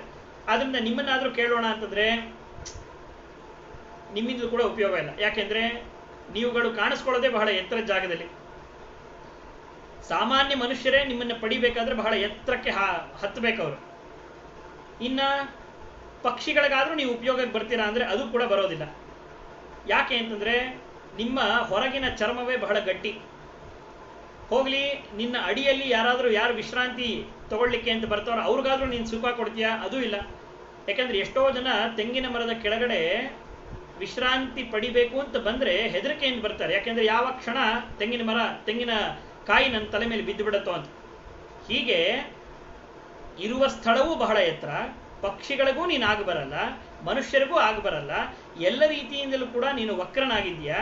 ಆದ್ರಿಂದ ನಿನ್ನಂಥವನ ಬಳಿಯಲ್ಲಿ ಹೋಗಿ ನಾನು ಕೃಷ್ಣನನ್ನ ಎಲ್ಲಿದ್ದಾನೆ ಅಂತ ಕೇಳಿದ್ರೆ ಅದು ನನ್ನ ಪ್ರಯತ್ನ ವ್ಯರ್ಥ ಆಗತ್ತೆ, ಆದ್ರಿಂದ ನೀನು ಕೂಡ ಉಪಯೋಗ ಇಲ್ಲ ಅಂತ ಹೇಳಿ ಅನೇಕ ಮರಗಳನ್ನು ಕೂಡ ಅಲ್ಲಿ ಪ್ರಾರ್ಥಿಸ್ತಾ ನಿಂದಿಸ್ತಾ ಮುಂದೆ ಅಶೋಕ ವೃಕ್ಷದ ಬಳಿಯಲ್ಲಿ ಬರ್ತಾರಂತೆ. ಬಹಳ ಸ್ವಾರಸ್ಯಕರವಾಗಿ ರಾಜರು ಅಲ್ಲಿ ವರ್ಣನೆ ಮಾಡ್ತಾರೆ. ಅಶೋಕ ಏಷೋ ಅಪರವೇದನಾಜ್ಞ ಪದಾಹತೇರೇವ ಪರೋಪಕರ್ತ. ಅಶೋಕ ವೃಕ್ಷವನ್ನ ಅಪ್ರೋಚ್ ಮಾಡಿ ಹೇಗೆ ಮರ್ಯಾದೆ ತೆಗೆದು ಬಿಡ್ತಾರೆ ಅಲ್ಲಿ ಗೋಪಿಕಾಸ್ತ್ರೀಯರು ಅಂದ್ರೆ, ನಿನ್ನ ಹೆಸರೇ ಅಶೋಕ ಅಂತ. ಅಶೋಕ ಅಂದ್ರೇನು? ನವಿದ್ಯತೆ ಶೋಕ ಅಂದ್ರೆ ದುಃಖವೇ ಇಲ್ಲದೆ ಇರುವಂಥವನು ಅಂತ. ಅಲ್ಲ, ನಿನಗೇ ದುಃಖ ಇಲ್ಲ ಅಂದ್ರೆ ಇನ್ನೊಬ್ಬರ ದುಃಖನ ಅರ್ಥ ಮಾಡ್ಕೊಳ್ಳಿಕ್ಕಾದ್ರೂ ನಿನಗೆ ಹೇಗೆ ಸಾಧ್ಯ? ಆದ್ರಿಂದ ನಿನ್ನನ್ನು ನಾವು ಹೋಗಿ ಕೃಷ್ಣ ಎಲ್ಲಿದ್ದಾನೆ ಅಂತ ಕೇಳಿದ್ರೆ ನಮ್ಮ ದುಃಖ ನಿನಗೆ ಅರ್ಥ ಆಗಲ್ಲ. ಯಾಕಂದ್ರೆ ಸಮಾನ ಶೀಲ ವ್ಯಸನೇಶು ಸಖ್ಯಂ ಅಂತ. ನಮ್ಮಿಬ್ಬರಲ್ಲಿ ಸಖ್ಯ ಬೆಳಿಬೇಕಾದ್ರೆ ನನ್ನ ಹಾಗೂ ನಿನ್ನ ಇಬ್ಬರ ಅವಸ್ಥೆ ಒಂದೇ ತರ ಇರಬೇಕು. ನಿನ್ನ ಹೆಸರಲ್ಲೇ ಶೋಕ ಇಲ್ಲ ಅಂತ ಹೆಸರು ಉಳ್ಳವ ನೀನು, ನಿನ್ನನ್ನು ಹೋಗಿ ಅಪ್ರೋಚ್ ಮಾಡ್ತು ಅಂತಂದ್ರೆ ನಮ್ಮ ದುಃಖಕ್ಕೆ ಯಾವುದೇ ತರ ಒಂದು ಕೊನೆ ಅಂತ ಕಾಣಿಸಲ್ಲ. ಇಷ್ಟೇ ಅಲ್ಲ, ಮತ್ತೊಂದು ಅಶೋಕ ವೃಕ್ಷದ ವಿಶೇಷ ಏನು ಅಂತಂದ್ರೆ, ನ ಕಾರ್ಯಕಾರಿ ಶಿಥಿಲಾತ್ಮನಾಮ್ನಃ ತಥೋ ಅಪರತ್ರ ಪ್ರತಿಯಾಮ ಸಖ್ಯ. ಅಶೋಕ ವೃಕ್ಷ ಫಲವನ್ನು ಬಿಡಬೇಕಾದ್ರೆ ಇವತ್ತು ಅಷ್ಟೇ ಬಾಟನಿಯಲ್ಲಿ ಹೇಳ್ತಾರೆ, ಇದನ್ನು ಯಾವತ್ತೋ ನಮ್ಮ ಶಾಸ್ತ್ರದಲ್ಲಿ ಹೇಳಿಬಿಟ್ಟಿದ್ರು. ಅದನ್ನ ಅಶೋಕ ವೃಕ್ಷ ಫಲವನ್ನ, ಅಶೋಕ ವೃಕ್ಷ ಪುಷ್ಪವನ್ನ ಬಿಡಬೇಕಾದ್ರೆ ಹೆಣ್ಣು ಮಕ್ಕಳು ಆ ಅಶೋಕ ವೃಕ್ಷದ ಬುಡವನ್ನು ಸ್ಪರ್ಶ ಮಾಡಬೇಕಂತ, ಅಂದ್ರೆ ಕಾಲಿನಿಂದ ಮೆಟ್ಟಬೇಕಂತ. ಆಗ ಸುಂದರವಾಗಿ ಆ ಹೂವುಗಳನ್ನ ಬಿಡುತ್ತೆ, ಅದು ಫಲವನ್ನ ಕೊಡುತ್ತೆ ಅಂತ ಇದೊಂದು ಪ್ರತೀತಿ ಇದೆ. ಅದಕ್ಕೆ ಗೋಪಿಕಾಸ್ತ್ರೀಯರು ಅಶೋಕ ವೃಕ್ಷ ಹತ್ರ ಬಂದು ಹೇಳ್ತಾರೆ, ನಿನ್ನ ಬುಡವನ್ನ ಮೆಟ್ಟಲಿಕ್ಕೆ ನಮಗೆ ಇವಾಗ ಶಕ್ತಿ ಇಲ್ಲಪ್ಪ. ಎಲ್ಲ ಕಡೆ ಓಡಾಡಿ ಓಡಾಡಿ ಕಂಡವ್ರತ್ರೆಲ್ಲ ಕೃಷ್ಣನ ಬಗ್ಗೆ ಬೇಡಿ ಬೇಡಿ ಸಾಕಾಗಿ ಹೋಗಿದೆ. ಆದ್ರಿಂದ ಒದಿಲಿಕ್ಕೆ ಸಾಧ್ಯವೂ ಆಗಲ್ಲ, ಶಕ್ತಿಯೂ ಇಲ್ಲ. ಆದ್ರಿಂದ ನಿನ್ನಂಥವನಿಂದ ನಾವು ಉಪಕಾರವನ್ನು ನಿರೀಕ್ಷೆ ಮಾಡ್ಲಿಕ್ಕೆ ಸಾಧ್ಯ ಇಲ್ಲ. ಆದ್ರಿಂದ ತಪ್ಪು ತಿಳಿಬೇಡ, ನೀವು ನನ್ನ ಕೆಲಸಕ್ಕೆ ಆಗ ಬರುವಂಥವ್ರಲ್ಲ, ಆದ್ರಿಂದ ಉಪಯೋಗಕ್ಕೆ ಅರ್ಹರಲ್ಲ ನೀವು ಅಂತ ನಿಂದನೆಯನ್ನು ಮಾಡ್ತಾ ಇದ್ದಾರಂತೆ ಗೋಪಿಕಾಸ್ತ್ರೀಯರು. ಹಾಗೆ ಪಾರಿಜಾತ ವೃಕ್ಷವನ್ನ ಕೇಳ್ತಾರಂತೆ, ಪಾರಿಜಾತ ಹೂವನ್ನ ಕೇಳ್ತಾರೆ. ಹೀಗೆ ಸರಿಸುಮಾರು 30 ಶ್ಲೋಕಗಳ ತನಕ ಬಿದಿರನ್ನ ಪ್ರಾರ್ಥನೆ ಮಾಡೋದು, ಬಿದಿರನ್ನ ನಿಂದನೆ ಮಾಡೋದು, ಇದೆಲ್ಲವನ್ನ ಪ್ರಾರ್ಥನೆ ಮಾಡಿ ಕೊನೆಗೆ ವೃಂದಾವನವನ್ನ ಕೇಳ್ತಾರಂತೆ. ಯಾವುದೋ ಸಣ್ಣ ಪುಟ್ಟ ಮರಗಳನ್ನ, ಹೂವುಗಳನ್ನ, ಹಣ್ಣುಗಳನ್ನ ಕೇಳೋದಕ್ಕಿಂತ ಇವೆಲ್ಲವನ್ನು ಕೂಡ ಒಳಗೊಂಡಿರುವಂತ ವೃಂದಾವನವನ್ನೇ ನಾನು ಯಾಕೆ ಕೇಳಬಾರದು ಅಂತ ಹೇಳಿ ಒಂದಷ್ಟು ಜನ ಗೋಪಿಕಾಸ್ತ್ರೀಯರು ವೃಂದಾವನವನ್ನ ಕೇಳ್ತಾರಂತೆ. ಅಂದ್ರೆ ಕಾಡನ್ನೇ ಕೇಳ್ಬಿಡ್ತಾ ಇದ್ದಾರೆ, ನಮ್ಮ ಕೃಷ್ಣನನ್ನು ನೀವೆಲ್ಲಾದ್ರೂ ನೋಡಿದ್ದೀರಾ ಅಂತ. ಅದಕ್ಕೆ ಅದನ್ನು ಬಹಳ ಸ್ವಾರಸ್ಯಕರವಾಗಿ ರಾಜರು ಅಲ್ಲಿ ವರ್ಣನೆಯನ್ನು ಮಾಡ್ತಾರಲ್ಲಿ. ಹೇಗೆ ಅಂದ್ರೆ,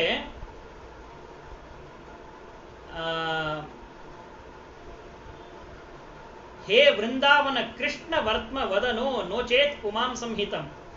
ಇಲ್ಲೂ ಅಷ್ಟೇ ಹೆದರಿಸ್ತಾ ವೃಂದಾವನವನ್ನೇ ಕೃಷ್ಣ ಇರುವಂತ ಜಾಗ ಎಲ್ಲಿದೆ ದಯವಿಟ್ಟು ಹೇಳಿ ಅಂತ.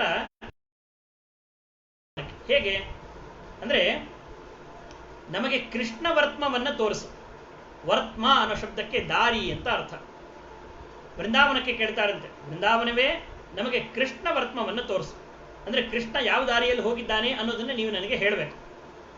ನಿನಗೇನಾದ್ರೂ ಗೊತ್ತಿದ್ರೆ ಸ್ಪಷ್ಟವಾಗಿ ನಮ್ಮ ಹತ್ರ ಹೇಳ್ಕೊ. ಹೇಳದೆ ಹೋದ್ರೆ ನಾವು ನಿನಗೆ ಕೃಷ್ಣ ವರ್ತ್ಮವನ್ನು ತೋರಿಸ್ಬೇಕಾಗತ್ತೆ ಅಂತ ಧಮಕಿ ಹಾಕ್ತಾರಂತೆ. ಏನ್ ಹಂಗಂದ್ರೆ ಅರ್ಥ? ಶಬ್ದ ಸ್ವಾರಸ್ಯವನ್ನ ನೋಡಿ ಎಷ್ಟು ಚೆನ್ನಾಗಿ ರಾಜರು ಅಲ್ಲಿ ಹೇಳ್ತಾರೆ ಅಂದ್ರೆ, ಕೃಷ್ಣ ವರ್ತ್ಮ ಅಂದ್ರೆ ಕೃಷ್ಣನು ಓಡಾಡಿದ ಜಾಗ ಅಂತ ಅದರ ಅರ್ಥ ಒಂದು. ವರ್ತ್ಮ ಅನ್ನೋ ಶಬ್ದಕ್ಕೆ ದಾರಿ ಅಂತ ಒಂದು ಅರ್ಥ. ನಪುಂಸಕಲಿಂಗದಲ್ಲಿ ವರ್ತ್ಮ ಅನ್ನೋ ಶಬ್ದವನ್ನ ಬಳಸಿದ್ರೆ ಅದಕ್ಕೆ ದಾರಿ ಅಂತ ಅರ್ಥ ಆಗುತ್ತೆ. ಅದೇ ಪುಲ್ಲಿಂಗದಲ್ಲಿ ಕೃಷ್ಣ ವರ್ತ್ಮ ಅಂತಂದ್ರೆ, ಕೃಷ್ಣ ಅಂದ್ರೆ ಕಪ್ಪು, ಕಪ್ಪಾದಂತಹದ್ದು ಹೊಗೆ, ಹೊಗೆಗೆ ಆಸರೆ ಯಾವುದು ಅಂತಂದ್ರೆ ಅದು ಬೆಂಕಿ. ಅದರಿಂದ ಕೃಷ್ಣ ನಡೆದಾಡಿದ ವರ್ತ್ಮ ಅಂದ್ರೆ ದಾರಿಯನ್ನ ನೀವು ತೋರಿಸ್ಲಿಲ್ಲ ಅಂತಂದ್ರೆ, ನಾವು ಕೃಷ್ಣ ಅಂದ್ರೆ ಹೊಗೆ, ಹೊಗೆಗೆ ಕಾರಣ ಯಾವುದು? ಬೆಂಕಿ. ಆ ಬೆಂಕಿ ನಿನಗೆ ಹಾಕ್ಬಿಡ್ತೀವಿ, ಅಂದ್ರೆ ವೃಂದಾವನವನ್ನ ಸುಟ್ಟಾಕ್ಬಿಡ್ತೀವಿ ಅಂತ ಧಮಕಿಯನ್ನ ಅಲ್ಲಿ ಹಾಕ್ತಾರಂತೆ. ಹೀಗೆ ಶಬ್ದಗಳಲ್ಲೂ ಕೂಡ ಸ್ವಾರಸ್ಯವನ್ನ ತೋರಿಸ್ತಾ, ಮತ್ತೆ ವೃಂದಾವನಕ್ಕೆ ನಾವು ಬೆಂಕಿಯನ್ನು ಹಾಕ್ಲಿಕ್ಕೂ ಆಗಲ್ಲ. ಯಾಕೆ ಹಾಕೋದಿಲ್ಲ ಅಂತಂದ್ರೆ, ಬೆಂಕಿ ಇಡ್ತೀವಿ ಅಂತ ಗೊತ್ತಾದಾಗ ಕೃಷ್ಣ ಓಡೋಡ್ ಬರ್ತಾನಂತೆ. ಯಾಕೆ? ನಿನ್ನ ಹೆಸರೇ ವೃಂದಾವನ. ವೃಂದ ಅಂತಂದ್ರೆ ಏನು? ಸಮೂಹ ಅಂತ ಅರ್ಥ, ಗುಂಪು. ಅವನ ಅಂದ್ರೆ ರಕ್ಷಣೆ, ತನ್ನ ಜನರನ್ನ ರಕ್ಷಣೆ ಮಾಡ್ಲಿಕ್ಕೋಸ್ಕರ ಕೃಷ್ಣ ಪರಮಾತ್ಮ ಓಡೋಡಿ ಬರ್ತಾನೆ. ಆದ್ರಿಂದ ಕೃಷ್ಣನ ಜಾಗವನ್ನ ತೋರಿಸದೆ ಹೋದ್ರೆ ಬೆಂಕಿ ಇಡ್ತೀವಿ ಅಂತ ಹೇಳಿದಾಗ ಆ ಇದಕ್ಕೋಸ್ಕರ ಆದ್ರೂ, ಕಾರುಣ್ಯಕ್ಕೋಸ್ಕರ ಆದ್ರೂ ಕೃಷ್ಣ ಪರಮಾತ್ಮ ಅಲ್ಲಿ ಬಂದೇ ಬರ್ತಾನೆ ಅಂತ ಹೇಳಿ ಹೀಗೆ ಅನೇಕ ತರಹದ ವಿಚಾರಗಳನ್ನ ಅಲ್ಲಿ ತಿಳಿಸ್ತಾ ಬಿದಿರನ್ನ ಪ್ರಾರ್ಥನೆ ಮಾಡ್ತಾರೆ, ವೃಂದಾವನವನ್ನ ಪ್ರಾರ್ಥನೆ ಮಾಡ್ತಾರೆ. ಕೊನೆಗೆ ಯಾರಿಂದಲೂ ಉತ್ತರ ಸಿಗ್ಲಿಲ್ಲ ಅಂತ ಗೊತ್ತಾಯ್ತು. ಬಹಳ ಸುಸ್ತಾಗಿ ಅಷ್ಟೊತ್ತಿಗಾಗಲೇ ಕತ್ತಲಾಗಿತ್ತು. ಆಕಾಶವನ್ನ ನೋಡ್ತಾಳಂತೆ. ಆಕಾಶವನ್ನ ನೋಡ್ತಾ ಇದ್ದಂಗೆ ಚಂದ್ರ ಅಲ್ಲಿ ಕಾಣಿಸ್ದ. ಅದನ್ನು ನೋಡಿ ಒಬ್ಬ ಗೋಪಿಕಾಸ್ತ್ರೀ ಇನ್ನೊಬ್ಬಳನ್ನ ಕೇಳ್ತಾನೆ, ಯಾರದು ಆಕಾಶದಲ್ಲಿ ಕಾಣಿಸ್ತಾ ಇರೋನು ಅಂತ. ಬಹಳ ಮುಗ್ಧವಾಗಿ ಕೇಳ್ತಾಳೆ. ಅದಕ್ಕೆ ಇನ್ನೊಬ್ಬ ಗೋಪಿಕಾಸ್ತ್ರೀ ಹೇಳ್ತಾಳೆ, ಆತನಿಗೆ ಪೀಯೂಷ ರಶ್ಮಿ ಅಂತ ಕರೀತಾರೆ, ಅವನೇ ಚಂದ್ರ. ಚಂದ್ರನಿಗೆ ಮತ್ತೊಂದು ಹೆಸರು ಪೀಯೂಷ ರಶ್ಮಿ ಅಂತ. ಯಾಕೆ ಪೀಯೂಷ ರಶ್ಮಿ ಅಂತ ಕರೀತಾರೆ ಅಂದ್ರೆ, ಪೀಯೂಷ ಅಂದ್ರೆ ಅಮೃತ, ಅಮೃತಮಯವಾದಂತಹ ಕಿರಣಗಳನ್ನ ಕೊಟ್ಟು ಜನರಿಗೆ ತಂಪನ್ನ ಯಾರು ಉಂಟು ಮಾಡ್ತಾನೋ ಅಂಥವನ್ನ ಪೀಯೂಷ ರಶ್ಮಿ ಅಂದ್ರೆ ಕೃಷ್ಣ, ಅಂಥವನ್ನ ಚಂದ್ರ ಚಂದ್ರ ಅಂತ ಎಲ್ಲರೂ ಕೂಡ ಇಡೀ ಲೋಕವು ಕೊಂಡಾಡುತ್ತೆ ಅಂತ ಹೇಳ್ತಾರೆ. ಅದಕ್ಕೆ ಯಾರು ಪ್ರಶ್ನೆಯನ್ನು ಮಾಡಿದ್ರು ಆ ಗೋಪಿಕಾಸ್ತ್ರೀ ಹೇಳ್ತಾಳೆ, ಅಲ್ಲ, ಅಮೃತಮಯವಾದ ಕಿರಣಗಳನ್ನು ಸುರಿಸೋದ್ರ ಮುಖಾಂತರ ಯಾರು ತಂಪನ್ನ ಉಂಟು ಮಾಡಬೇಕಾಗಿತ್ತೋ, ಈ ಚಂದ್ರನನ್ನ ನೋಡ್ತಾ ಇದ್ದಂಗೆ ನಾನು ಕೃಷ್ಣನನ್ನ ಮತ್ತಷ್ಟು ಕಾಣಬೇಕು ಅಂತ ನನಗೆ ಇನ್ನೂ ಹೆಚ್ಚು ನನಗೆ ಆ ತವಕ ಅನ್ನೋದು ಆಗ್ತಾ ಇದೆ. ಅದರಿಂದ ಬೇಗ ಇನ್ನೂ ಹೆಚ್ಚು ಮಾಡ್ತಾ ಇದ್ದಾನೆ. ಆದ್ರಿಂದ ಇವನು ಹೇಗೆ ಅಮೃತ ರಶ್ಮಿ, ಇವನು ಪೀಯೂಷ ರಶ್ಮಿ ಆಗ್ಲಿಕ್ಕೆ ಸಾಧ್ಯ? ಇವನು ಕೂಡ ಆ ಕೃಷ್ಣನ್ ತರನೇ ಕಳ್ಳ. ಅದಕ್ಕೆ ಇನ್ನೊಬ್ಬ ಗೋಪಿಕಾಸ್ತ್ರೀಗೆ ಏನ್ ಹೇಳ್ತೀಯಾಳೆ ಅಂತ ಅರ್ಥ ಆಗಲ್ಲ. ಏನ್ ಹಂಗಂದ್ರೆ, ಕೃಷ್ಣನಂತೆ ಇವನು ಕೂಡ ಕಳ್ಳ ಹೇಗೆ ಅಂತಂದ್ರೆ, ಹೌದು, ಆ ಕೃಷ್ಣನಿಗೆ ಹರಿ ಅಂತ ಒಂದು ಹೆಸರು. ಹರಿ ಅಂತಂದ್ರೆ ಏನು? ಎಲ್ಲರ ತಾಪಗಳನ್ನ ಅಪಹಾರ ಮಾಡುವವನು ಅಂತ ಅರ್ಥ. ಆದರೆ ಕೃಷ್ಣ ಈಗ ಕಾಣದೆ ನಮಗೆಲ್ಲರೂ ಕೂಡ ಇನ್ನೂ ಹೆಚ್ಚು ತಾಪವನ್ನು ಹೆಚ್ಚು ಮಾಡ್ತಾ ಇದ್ದಾನೆ. ಆದ್ರಿಂದ ಅವನ ಹೆಸರಿಗೂ ಅವನಿಗೂ ಯಾವುದೇ ತರ ಸಂಬಂಧ ಇಲ್ಲ ಹೇಗೋ ಹಾಗೆ ಇವನಿಗೂ ಕೂಡ ಅದ್ಯಾರು ಹೆಸರಿಟ್ರೋ ಪೀಯೂಷ ರಶ್ಮಿ ಅಂತ, ಅಮೃತಮಯವಾದ ಕಿರಣಗಳನ್ನ ಸುರಿಸಿ ತಂಪನ್ನು ಉಂಟು ಮಾಡ್ತಾನೆ ಅಂತ ಅದು ಯಾರು ಹೇಳಿದ್ರೋ ಏನೋ ನಮಗೂ ಕೂಡ ಅರ್ಥ ಆಗಲ್ಲ. ಆದ್ರಿಂದ ಇಂಥವನು ಹೋಗಿ ಹೋಗಿ ಕೃಷ್ಣನ ಸಖ ಆಗಿರ್ಬೇಕು ಇವನು. ಆದ್ರಿಂದ ಹೆಸರಿಗೂ ಆ ಅವಸ್ಥೆಗೂ ಅರ್ಥವೇ ಇಲ್ಲದೇನೋ ಅಂತವರು ಇಂಥವರೆಲ್ಲ ಕೃಷ್ಣನನ್ನು ತೋರಿಸ್ಲಿಕ್ಕೆ ಸಾಧ್ಯ ಇಲ್ಲ ಅಂತ ಚಂದ್ರನನ್ನು ಕೂಡ ನಿಂದನೆಯನ್ನು ಮಾಡ್ತಾ ಹೀಗೆ ಅನೇಕ ತರಹ ನಿಂದಾಸ್ತುತಿಗಳನ್ನ ಮಾಡ್ತಾ ಕೊನೆಯ 2 ವಿಚಾರಗಳನ್ನು ಹೇಳಿ 5 ನಿಮಿಷಗಳಲ್ಲಿ ಇವತ್ತಿನ ಈ ಉಪನ್ಯಾಸವನ್ನ ಮುಕ್ತಾಯಗೊಳಿಸ್ತಾ ಇದ್ದೇನೆ. ಅನೇಕ ವಿಚಾರಗಳಿದೆ. ನಾನು ಆಗಲೇ ಹೇಳಿದಾಗ ಕಾವ್ಯದ ಸೌಂದರ್ಯವನ್ನು ಹೆಚ್ಚು ಮಾಡಲಿಕ್ಕೆ ಏನೇನೆಲ್ಲ ಪೂರಕವಾದ ಅಂಶಗಳು ಬೇಕೋ ಆ ಎಲ್ಲ ಅಂಶಗಳು ಕೂಡ ಸಪ್ತಮ ಸರ್ಗದಲ್ಲಿದೆ. ಭಾರವಿಯ ಮಾಘನ ಶಿಶುಪಾಲ ವಧೆಯನ್ನ ಅದ್ಭುತವಾದ ಕಾವ್ಯ ಅಂತ ಎಲ್ಲರೂ ಕೂಡ ಕೊಂಡಾಡ್ತಾ ಇದ್ರು. ಯಾಕೆ ಅಂದ್ರೆ ಮಾಘ ಏಕಾಕ್ಷರಿ ಶ್ಲೋಕಗಳನ್ನ, ದ್ವಕ್ಷರಿ ಶ್ಲೋಕಗಳನ್ನೆಲ್ಲ ಬಳಸಿದ್ದಾನೆ. ಆದ್ರಿಂದ ಅದ್ಭುತವಾದ ಮಹಾಕವಿ ಅಂತ. ಅದಕ್ಕೆ ಸಡ್ಡು ಹೊಡೆದು ವಾದಿರಾದರೂ ಇದೇ ಸಪ್ತಮ ಸರ್ಗದಲ್ಲಿ ಏಕಾಕ್ಷರಿ ದ್ವಕ್ಷರಿ ಶ್ಲೋಕಗಳನ್ನ ಬಹಳ ಅದ್ಭುತವಾಗಿ ಅಲ್ಲಿ ವರ್ಣನೆಯನ್ನು ಮಾಡಿ ಪ್ರತಿಯೊಂದು ಅಕ್ಷರವೂ ಕೂಡ ಭಗವಂತನ ಸರ್ವೋತ್ತಮತ್ವವನ್ನ, ಅವನ ಮಹಾತ್ಮೆಯನ್ನು ತಿಳಿಸಿಕೊಡುವಂತಹ ಶ್ಲೋಕಗಳು ಅನ್ನೋದನ್ನ ತಿಳಿಸಿಕೊಡುತ್ತೆ.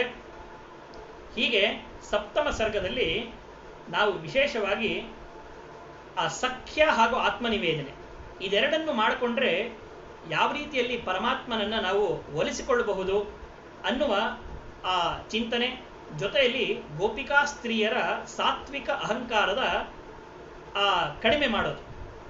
ನಮ್ಮಲ್ಲಿ ಆ ಸಾತ್ವಿಕ ಅಹಂಕಾರ ಅನ್ನೋದು ಇರಬೇಕಾದ್ರೆ ಅದು ಎಕ್ಸಸ್ ಆಗಿರಬಾರ್ದು. ಹಾಗಾಗಿ ಎಕ್ಸಸ್ ಆದಂತಹ ಆ ಒಂದು ನನ್ನವ ಕೃಷ್ಣ ಅಲ್ಲ, ನಮ್ಮವ ಅನ್ನೋ ಕೃಷ್ಣ, ನಮ್ಮವ ಕೃಷ್ಣ ಅನ್ನೋ ಭಾವನೆಯನ್ನು ಮೂಡಿಸ್ಬೇಕು. ಅದಕ್ಕೋಸ್ಕರ ಕೃಷ್ಣ ಅವರೆಲ್ಲರಿಗೂ ಹೃದಯದಲ್ಲಿ ಇರ್ತಾನೆ, ಆದರೆ ಅವರ ಕಣ್ಣುಗಳ ಎದುರುಗಡೆ ಕೃಷ್ಣ ಪರಮಾತ್ಮ ಅಲ್ಲಿ ಕಾಣಿಸ್ಕೊಳ್ಳಿಲ್ಲ. ಹೀಗೆ ತಾರತಮ್ಯಾನುಸಾರವಾಗಿ ಯಾವ ರೀತಿಯಲ್ಲಿ ಪ್ರಾರ್ಥನೆಯನ್ನು ಮಾಡಬೇಕು, ಅನೇಕ ಯಮಕಾಲಂಕಾರಗಳ ಮೂಲಕ ಶಬ್ದಸ್ವಾರಸ್ಯವನ್ನ ಅಲ್ಲಿ ರಾಜರು ಅಲ್ಲಿ ತಿಳಿಸ್ಕೊಡ್ತಾ ಕೊನೆಯದಾಗಿ ಒಂದು ಮುಖ್ಯ ವಿಚಾರವನ್ನು ಹೇಳಿ ನನ್ನ ಈ ಉಪನ್ಯಾಸವನ್ನ ಮುಕ್ತಾಯಗೊಳಿಸ್ತಾ ಇದ್ದೀನಿ.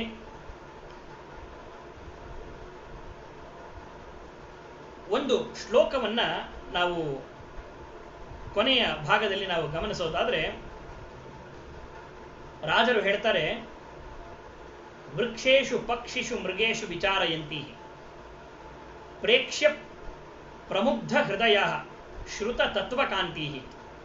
ಅಂದ್ರೆ ಗೋಪಿಕಾ ಸ್ತ್ರೀಯರು ಎಲ್ಲ ಸ್ಥಾವರ ಜಂಗಮಗಳಲ್ಲಿ ಕೃಷ್ಣನನ್ನ ವಿಚಾರಿಸಿದ್ರು. ಹಾಗಂತ ಅವ್ರಿಗೇನು ಬುದ್ಧಿ ಇರಲಿಲ್ಲ ಅಂತಲ್ಲ. ನಿಷ್ಕಲ್ಮಶ ಭಾವನೆಯಿಂದ ಮರಗಳಲ್ಲಿ, ಗಿಡಗಳಲ್ಲಿ, ಹೂವುಗಳಲ್ಲಿ, ಹಣ್ಣುಗಳಲ್ಲಿ ಎಲ್ಲ ಕಡೆಯೂ ಕೂಡ ನನ್ನ ಕೃಷ್ಣನನ್ನ ಕಂಡ್ರ ಅವನನ್ನು ತೋರಿಸಿ ಅಂತ ಅವರು ಪ್ರಾರ್ಥನೆಯನ್ನು ಮಾಡಿದ್ರು. ಇದರಿಂದ ರಾಜರು ತಿಳಿಸ್ಕೊಡ್ತಾ ಇರುವಂಥ ದೊಡ್ಡ ಸಂಗತಿ ಏನು ಅಂತಂದ್ರೆ, ಯಾರು ಶಾಸ್ತ್ರಗಳನ್ನು ಸರಿಯಾಗಿ ಅಧ್ಯಯನವನ್ನು ಮಾಡ್ತಾರೋ ಅಂಥವರು ಇದು ಜಡ, ಇಲ್ಲಿ ಪರಮಾತ್ಮನ ಅಸ್ತಿತ್ವವನ್ನು ನಾವು ಕಾಣಲಿಕ್ಕೆ ಸಾಧ್ಯ ಇಲ್ಲ, ಇದು ಜೀವ, ಅಲ್ಲಿ ಉತ್ತಮ ಜೀವ, ಮಧ್ಯಮ ಜೀವ, ಅಧಮ ಜೀವ ಅಂತ ಈ ಥರ ಯಾವತ್ತೂ ಕೂಡ ಆ ಭೇದ ಭಾವವನ್ನು ಮಾಡದೆ ಎಲ್ಲರಲ್ಲೂ ಕೂಡ ಪರಮಾತ್ಮನ ಆ ಒಂದು ಅಸ್ತಿತ್ವವನ್ನು ಕಂಡುಕೊಂಡು ವಿಶೇಷವಾಗಿ ಅವನ ಅನುಗ್ರಹಕ್ಕೆ ಪಾತ್ರರಾಗ್ತಾರೆ.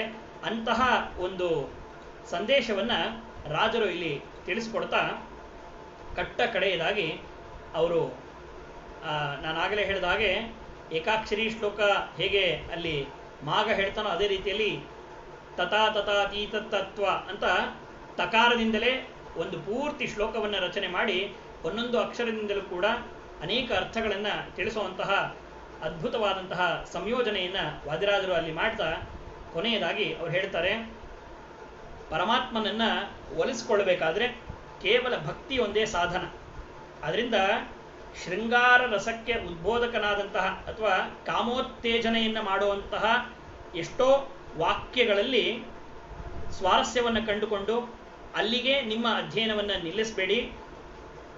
ಕಾಮಜನಕನಾದಂತಹ ಪರಮಾತ್ಮನನ್ನು ಹೊಂದುವ ಒಂದು ಚಿಂತನೆಯನ್ನು ನಾವೆಲ್ಲರೂ ಕೂಡ ಮಾಡಿ ತನ್ಮೂಲಕವಾಗಿ ಭಗವಂತನ ವಿಶೇಷವಾದ ಕೃಪೆಗೆ ಪಾತ್ರರಾಗೋಣ ಅಂತ ಹೇಳ್ತಾ, ರೋಮ್ಣಾಂ ಹರ್ಷಣ ಕಾರಿಣಿ ಶ್ರವಣತಃ ಪಾಪೌಘ ವಿಧ್ವಂಸಿನಿ ಇಂತಹ ಈ ಸಪ್ತಮ ಸರ್ಗವನ್ನು ಅಧ್ಯಯನ ಮಾಡ್ತಾ ಇದರಲ್ಲಿ ಹೇಳಲಾಗಿರುವಂತಹ ಎಲ್ಲ ವಿಚಾರಗಳನ್ನು ಕೂಡ ತಾತ್ವಿಕವಾಗಿ ಚಿಂತನೆ ಮಾಡ್ತಾ ಕಾವ್ಯದ ದೃಷ್ಟಿಯಲ್ಲಿ ಎಲ್ಲ ಆ ಭಕ್ತಿ ರಸವನ್ನು ಆಸ್ವಾದಿಸ್ತಾ ನಿಮ್ಮನ್ನು ನೀವು ಪರಮಾತ್ಮನಿಗೆ ಸಮರ್ಪಣೆ ಮಾಡಿಕೊಂಡಿದ್ದೆ ಆದರೆ ನಿಜವಾಗ್ಲೂ ಕೂಡ ಭಗವಂತನ ಅನುಗ್ರಹ ಅನ್ನೋದು ನಮಗೆ ಸದಾಕಾಲ ಸಿಗತ್ತೆ.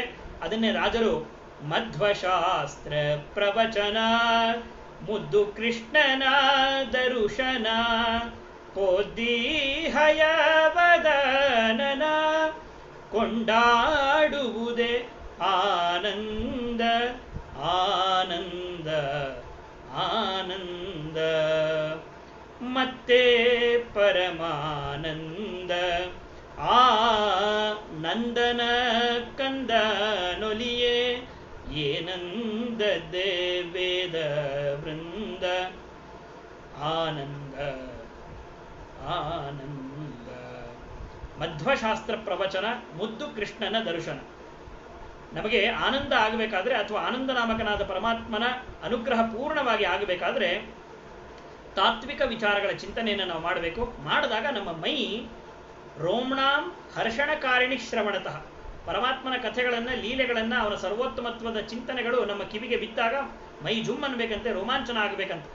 ಅಂತಹ ರೋಮಾಂಚಕಾರಿಯಾದಂತಹ ಎಲ್ಲ ಪ್ರಸಂಗಗಳನ್ನು ಮಧ್ವವಲ್ಲಭನಾದಂತಹ ಆ ಹಯಾಸ್ಯನಿಗೆ ಸಮರ್ಪಣೆಯನ್ನು ಮಾಡ್ತಾ ಇದ್ದೀನಿ ಅಂತ ಹೇಳಿ ತಮ್ಮ ವಿನಯವಂತಿಕೆಯನ್ನು ಹಾಗೆ ತಮ್ಮ ಕಾವ್ಯ ಪ್ರೌಢಿಮೆಯನ್ನು ತೋರಿಸಿಕೊಡೋದ್ರ ಮುಖಾಂತರ ಇಡೀ ಸಪ್ತಮ ಸರ್ಗದಲ್ಲಿ ವಿಪ್ರಳಂಬ ಶೃಂಗಾರದ ಮೂಲಕ ಅದರ ಉತ್ಕಟತೆಯನ್ನು ಹಾಗೆ ಭಕ್ತಿ ರಸದಿಂದ ಪರಮಾತ್ಮನನ್ನು ಹೇಗೆ ಒಲಿಸಿಕೊಳ್ಳಬಹುದು ಅನ್ನುವ ಸುಂದರವಾದ ಸಂದೇಶವನ್ನು ಕೂಡ ವಾದಿರಾಜರು ತಿಳಿಸ್ಕೊಡ್ತಾ ಇದ್ದಾರೆ. ಇಂತಹ ಸಂದೇಶವನ್ನು ಯಥಾಮತಿಯಾಗಿ ಕೇವಲ ನಾನೊಂದು 7-8 ಶ್ಲೋಕಗಳ ವರ್ಣನೆಯನ್ನು 64ರಲ್ಲಿ 7-8 ಶ್ಲೋಕಗಳ ವಿಶೇಷತೆಯನ್ನು ಮಾತ್ರ ಹೇಳುವಂಥ ಒಂದು ಅವಕಾಶ ಅದು ನನಗೆ ಪ್ರಾಪ್ತವಾಯಿತು. ಈ ಸದುಪಯೋಗವನ್ನು ಮಾಡಿಕೊಳ್ಳಿಕ್ಕೆ ಅವಕಾಶವನ್ನು ಕಲ್ಪಿಸಿದಂತಹ ಮಾನ್ಯ ಶ್ರೀ ಗಿರೀಶ ಕುಲಕರ್ಣಿ ಅವರಿಗೆ, ಅವರ ಅಂತರ್ಗತನಾದಂತಹ ವಾದಿರಾಜರ ಅವರ ಉಪಾಸ್ಯ ಮೂರ್ತಿಯಾದಂತಹ ಹಯಾಸ್ಯನಿಗೆ ಈ ವಾಕ್ಕುಸುಮಗಳನ್ನು ಸಮರ್ಪಣೆ ಮಾಡ್ತಾ ಶ್ರೀ ಕೃಷ್ಣಾರ್ಪಣಮಸ್ತು.